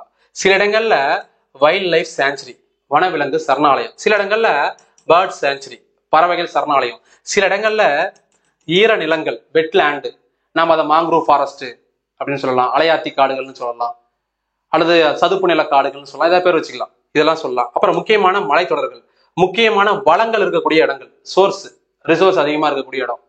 இது எல்லாத்தையும் ஒன்னா சேர்த்து என்ன பண்றோம், மனிதனும் உயிர்கோள காப்பகமும் உயிர்கோளமும் அப்படின்னு சொல்லி நம்ம அதை காப்பாற்றணும், ரிசர்வ் பண்ணணும் அப்படின்னு சொல்லிதான் இதுக்கு பேரே வச்சிருக்கிறாங்கன்னு அருமையா சொன்னையா. இந்த ஏதோ ஒரு காமெடியில ஒருத்தர் சொல்லுவாரு, நீயாரான கூட பார்த்தாத, நான் தான் அந்த பாட்டை போட்டேங்க, அந்த பாட்டெல்லாம் எழுதி பேப்பரை எழுதி மடிச்சு தூக்கி போட்டு நான் பாட்டுக்கு போயிட்டேன், அந்த பேப்பரை எடுத்து யாராவது பாட்டு போட்டாங்க அப்படின்னு சொல்லி காமெடியா இருக்கும், ரொம்ப கிரிஞ்சா இருக்கும். அது எந்த அளவுக்கு உண்மைன்னு கிடையாது, தெரியாது, பொய் தான் உங்களுக்கு தெரியும். இருந்தாலும் நீங்க போய் வீடியோ கோர்ஸ் பாருங்களேன். நான் இப்ப சொல்லல, போன வாட்டி குரூப் 4 நம்ம கிளாஸ் எடுத்தோம்ல, போன வருஷம் குரூப் 1க்கு அதுலயே நடத்தினேன். இதுதான் யாரோ TNPSC-காரன் நம்ம பார்த்துருந்து, நம்ம வீடியோ கோர்ஸை பார்த்துருந்து அப்படியே போய் எக்ஸாம்ல கொஸ்டினா கேட்டுருக்கிறான் போல. சரி, இப்ப ப்ரூஃப் பார்க்கலாமா? இந்த மாதிரி நீங்க படம் போட்டு எழுதுனீங்கன்னு வச்சுக்கோங்களேன், பாக்குறவன் இன்னும் சூப்பரா சந்தோஷப்படுவான், ஆஹா அருமையா சொல்லியிருக்கானையா, அருமையா அப்படின்ட்டு இருப்பான். இது 10 மார்க்கா? அடுத்தது பாருங்க, ஒரே கொஸ்டின் 2 முறை கேட்பதற்கு கேள்வியே இல்லாதது போல் மீண்டும் மீண்டும் கேள்வியில கேட்டு மக்களை இன்ப அதிர்ச்சிக்கு உள்ளாக்கி இருக்கிறாங்க. தேசிய பூங்காக்கள், வனவிலங்கு சரணாலயங்களின் நன்மைகள் பற்றி எழுதவும். முதல் நன்மை. மேலும் இந்தியாவில் உள்ள முக்கியமான தேசிய பூங்காக்கள், வனவிலங்கு சரணாலயங்களை பட்டியலிடுக. வனவிலங்கு சரணாலயமும் பறவைகள் தேசிய பூங்காக்கள் எதுக்கு உருவாக்குவாங்க? அந்த உயிரினங்களை பாதுகாப்பதற்காக, அழிந்து வரக்கூடிய உயிரினங்களை பாதுகாக்கிறது. 2வது, சரணாலயங்கள் எதுக்கு வச்சிருக்காங்க? நீ போய் நாசம் பண்ணக்கூடாதுன்றதுக்காக, நம்ம போய் வீணாக்கிடக்கூடாது. புலி ஏன் காட்டுல வச்சிருக்காங்க சொல்லுங்க? புலி அடிச்சு கொல்லுது. புலிகிட்ட ஒரு மனுஷன் எந்த உயிரினம் போனாலுமே அடிச்சு கொல்லும், சாப்பிடும், இயல்பு. அப்புறம் ஏன் நம்ம புலி வச்சிருக்கீங்க? ஏன் சுட்டு தள்ளல? ஏன் இந்தியாவில் இருக்கக்கூடிய, இந்தியா தான் உலகின் புலிகளின் தலைநகரம், இந்தியா தான் வேர்ல்டுலயே லைன் கேபிட்டல், இந்தியா தான். அதனால நம்மளுடைய நேஷனல் இதுவாகவே அனிமலாவே லைன் நம்ம எடுத்துக்கிறோம். அதுவும் பெங்கால் டைகர், லயன் சொல்லிட்டுதான். இதுதான் பெரிய தலைவலியே. இங்கிலீஷ் தமிழ் கலந்து பேசி மேஜர் சுந்தரராஜனோட மோசமா மாறிட்டோம். புலி டைகரா? ஓகே, புலி புலி புலி. சரி, இதுதான் நம்ம வங்க புலியை, பெங்கால் டைகரை நம்ம தேசிய விலங்கா எடுத்துக்கிறோம். முன்னாடி லைன் இருந்துச்சு, முன்னாடி சிங்கம் இருந்தது, இப்ப புலியா எடுத்துக்கிறோம் தேசிய விலங்கு. எதுக்காகனா அதுதான் காட்டை பாதுகாக்கும். அது காட்டை பாதுகாத்துச்சுன்னா மரம் அதிகமா விளையும், மரத்தை எவனும் வெட்ட போக மாட்டான். மரத்தை எவனும் வெட்டல, மரம்லாம் நல்லா இருந்துச்சுன்னா நமக்கு மழை பொழிவு ஈஸியா கிடைக்கும், நல்ல காற்று, சுகாதாரமான காற்று கிடைக்கும். நம்மளுடைய ஃபாரஸ்ட் பாலிசி என்ன சொல்லுதுன்னா 3ல் 1 பங்கு இருக்கணும், 33%, 32-33% ஃபாரஸ்ட் ரீஜன் இருக்கணும் லேண்ட்ல. கடல் பரப்பை விட்டுருங்க, கடல் பரப்பு விட்டுட்டு கடல் இல்லாத நிலப்பரப்புல 3ல் 1 பங்கு காடு, வனம் இருக்க வேண்டும் அப்படின்னு நம்ம வன கொள்கை சொல்லுது, ஃபாரஸ்ட் பாலிசி. 1980 அதான் சொல்லுது, 1854 போட்ட ஃபாரஸ்ட் பாலிசி அதான் சொல்லுது. இப்போ ரீசெண்டா 2024 ஃபாரஸ்ட் ரிப்போர்ட்டை வந்து சென்ட்ரல் கவர்மெண்ட் கொடுத்துருக்காங்க, படிச்சுக்கோங்க. அடுத்த வருஷம் நடக்கக்கூடிய 2025 குரூப் 1 மெயின்ஸ்ல கேட்பாங்க. அப்போ இதெல்லாம் தான் அவருடைய நோக்கம், இதெல்லாம் தான் அவருடைய நன்மைகள். இதெல்லாம் முதல்ல கதையெல்லாம் சொல்லிட்டு அடுத்தது பாருங்க, தேசிய பூங்காக்கள், வனவிலங்கு சரணாலயங்களை எழுதுக. A to Z டீட்டெயில் கொடுத்துட்றோம். நீ எந்த கேள்வினா கேட்டுக்க, நான் இப்படிதான் நடத்துவேன். காடுகள் வனக்கொள்கையில் ஆரம்பிச்சு 1894 இருந்து 2018 வனக்கொள்கை வரைக்கும் இப்ப ரிலீஸ் பண்ணது ரிப்போர்ட். ஜஸ்ட் என்னென்ன ஜியாலஜிக்கல் ரீஜன் இருக்குன்னு சொல்லி அது சம்பந்தமான ஹிஸ்டரி. அதெல்லாம் நடத்தினா ரொம்ப டைம் ஆயிடும், போயிடலாம் வேகமா. எல்லாத்தையும் ஃபாரஸ்ட்ல எவ்வளவு பர்சன்டேஜ் இருக்குன்னு சொல்லிட்டு முக்கியமான டேஸ்லாம் எடுத்துட்டு, வனங்கள் பத்தி எடுத்துட்டு, நம்ம ஸ்கூல் புக் டேட்டாவும் இருக்கும், Majid Hussain book data, current affairs எல்லாத்தையும் ஆட் பண்ணி தான் நான் போட்டிருப்போம். இதை தள்ளி விடுவோம் வேகமா, உங்களுக்கு தேவையில்லை. இப்ப வருவோம். இதை பாருங்க, மனிதனும் உயிர்கோளமும், மேன் அண்ட் பயோஸ்பியர். அதுல எத்தனை பயோஸ்பியர் இருக்குது, எத்தனைக்கு வந்து யுனெஸ்கோ வந்து அங்கீகரிக்கப்பட்டிருக்கிறது, அது சம்பந்தமானது. இதெல்லாம் இது முடிஞ்சதா? எங்க வேகமா போறேன். அடுத்தது பாதுகாப்பு, வனம் வன உயிரினங்கள் பாதுகாப்பு தொடர்பான தேசிய அளவுல இந்த இன்டர்நேஷனல் லெவலில் இருக்கக்கூடிய ஆர்கனைசேஷன். அதுக்கப்புறம் பயோடைவர்சிட்டி ஹாட்ஸ்பாட் கான்செப்ட் எப்படி யார் கொண்டு வந்தாங்க, ராம்சார் சைட் ஈரநிலங்கள், வெட்லேண்டு எத்தனை இருக்குது, இந்தியாவிலே தமிழ்நாட்டில் தான் அதிகமா இருக்குது, 18 இருக்குது. அப்புறம் முக்கியமான பேர்ட் சேஞ்சுரிஸ், பறவைகள் சரணாலயம், இதெல்லாம். அடுத்தது புலிகள் காப்பகம் தமிழகத்துல 5 இருக்குது. அதுக்கப்புறம் தேசிய பூங்காக்கள் பா.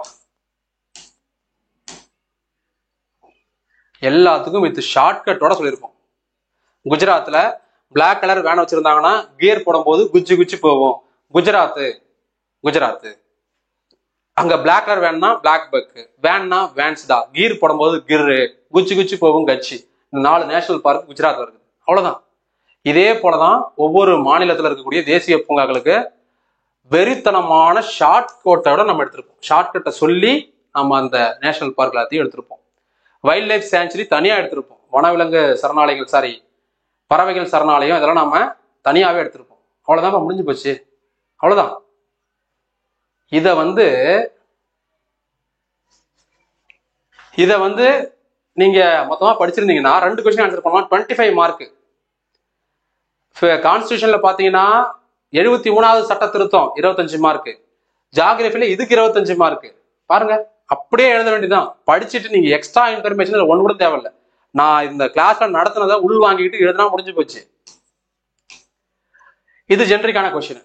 இந்தியாவில் மாறி வரும் பருவ கால வடிவங்கள் காரணமாக காரணிகளை பற்றி விவாதிக்கவும்.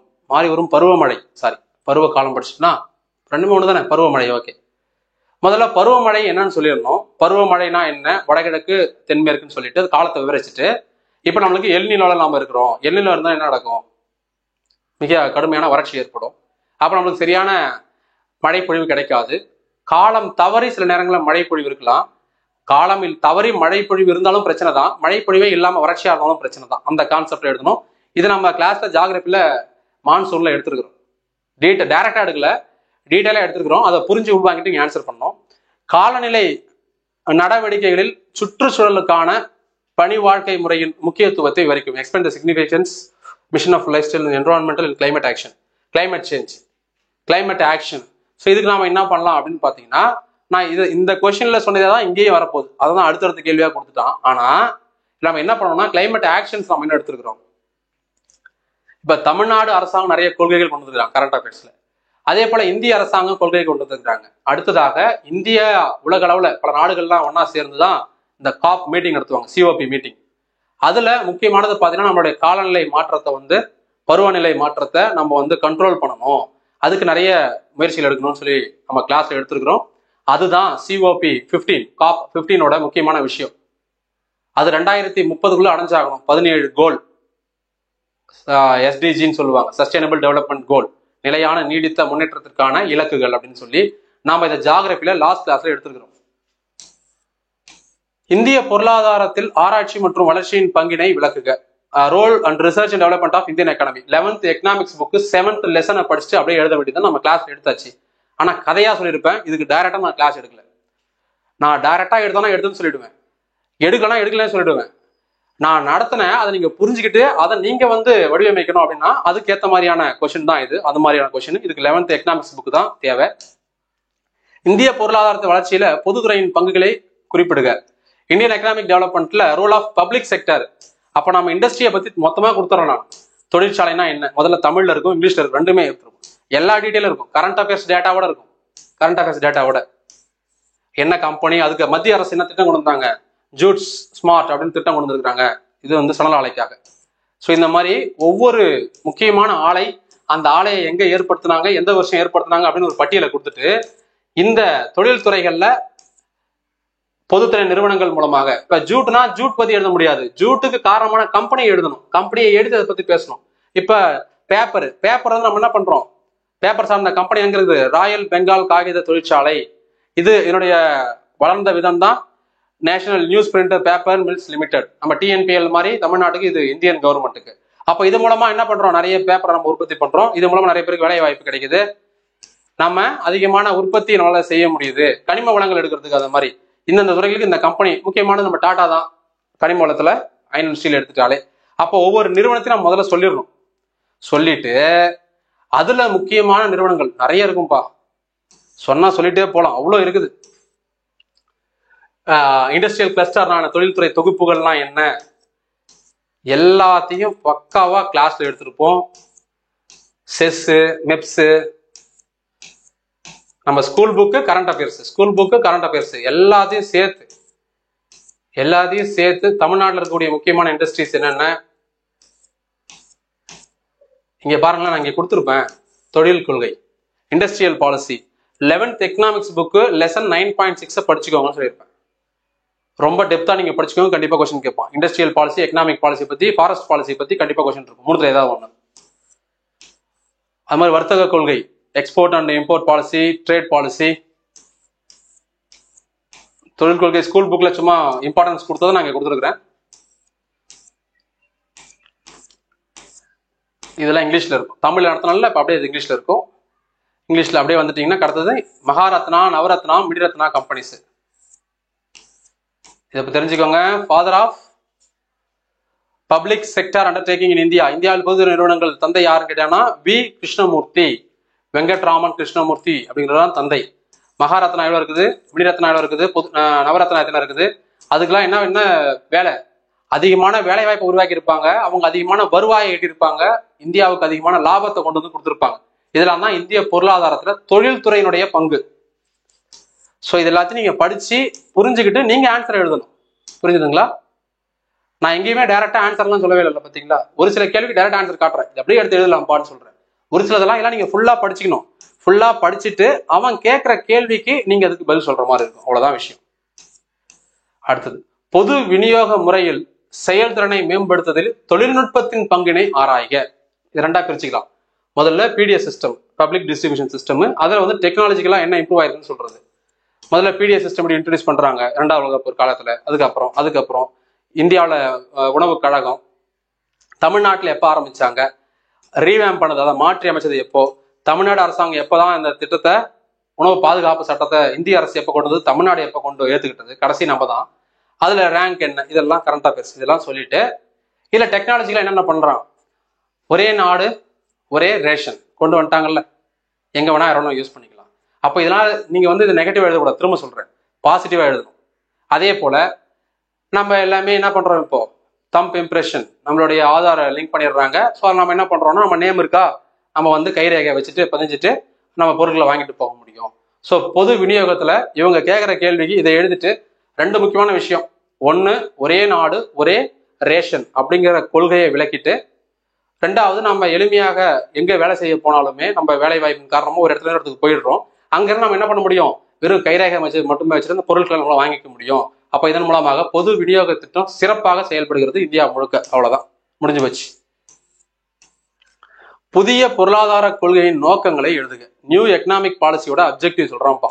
நான் சொன்னேன்ல, economics policy, industrial policy, forest policy திரும்பவும் படிச்சுட்டு போங்க. அடுத்த வருஷமும் கேட்பான், வெவ்வேறு மாதிரி கேட்பான். நீங்க எல்லாத்துக்கும் தயாரா போயிடணும், அதான் கான்செப்ட். இது அப்படியே 11th எக்கனாமிக்ஸ் புக்கை படிச்சுட்டு, அது மட்டும் கிடையாது, பேஸ் அதுதான், நிறைய வெளில இருந்தும் படிக்கணும். நம்ம கிளாஸ்ல நடத்திருப்போம், எல்பிஜி கொண்டு வந்தவர் மன்மோகன் சிங் நிதி அமைச்சர், பிரதமர் PV நரசிம்மராவ்.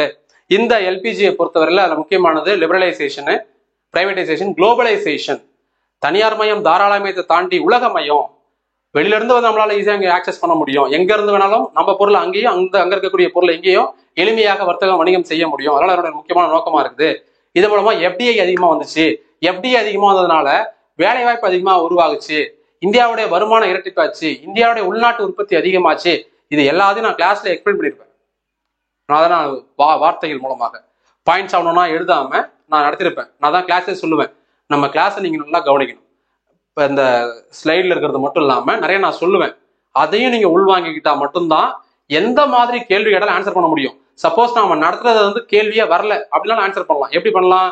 நான் நடத்திட்டேன், எல்லாமே உனக்கு தெளிவாக புரியும். நான் நடத்தினது வரல அப்படின்னா ஆப்ஷன்ல இருக்கும், ஈஸியா என்ன பண்ணலாம், அதை எலிமினேட் பண்ணி ஆன்சரை கொண்டு வர முடியும். ஸோ அந்த மாதிரியான கொஸ்டின் இது. அருமையான கேள்வியோட முடிச்சுக்கலாம்னு நினைக்கிறேன். இந்தியாவினுடைய ஒன்றிய அரசின் வரி வருவாயை மதிப்பிடுக.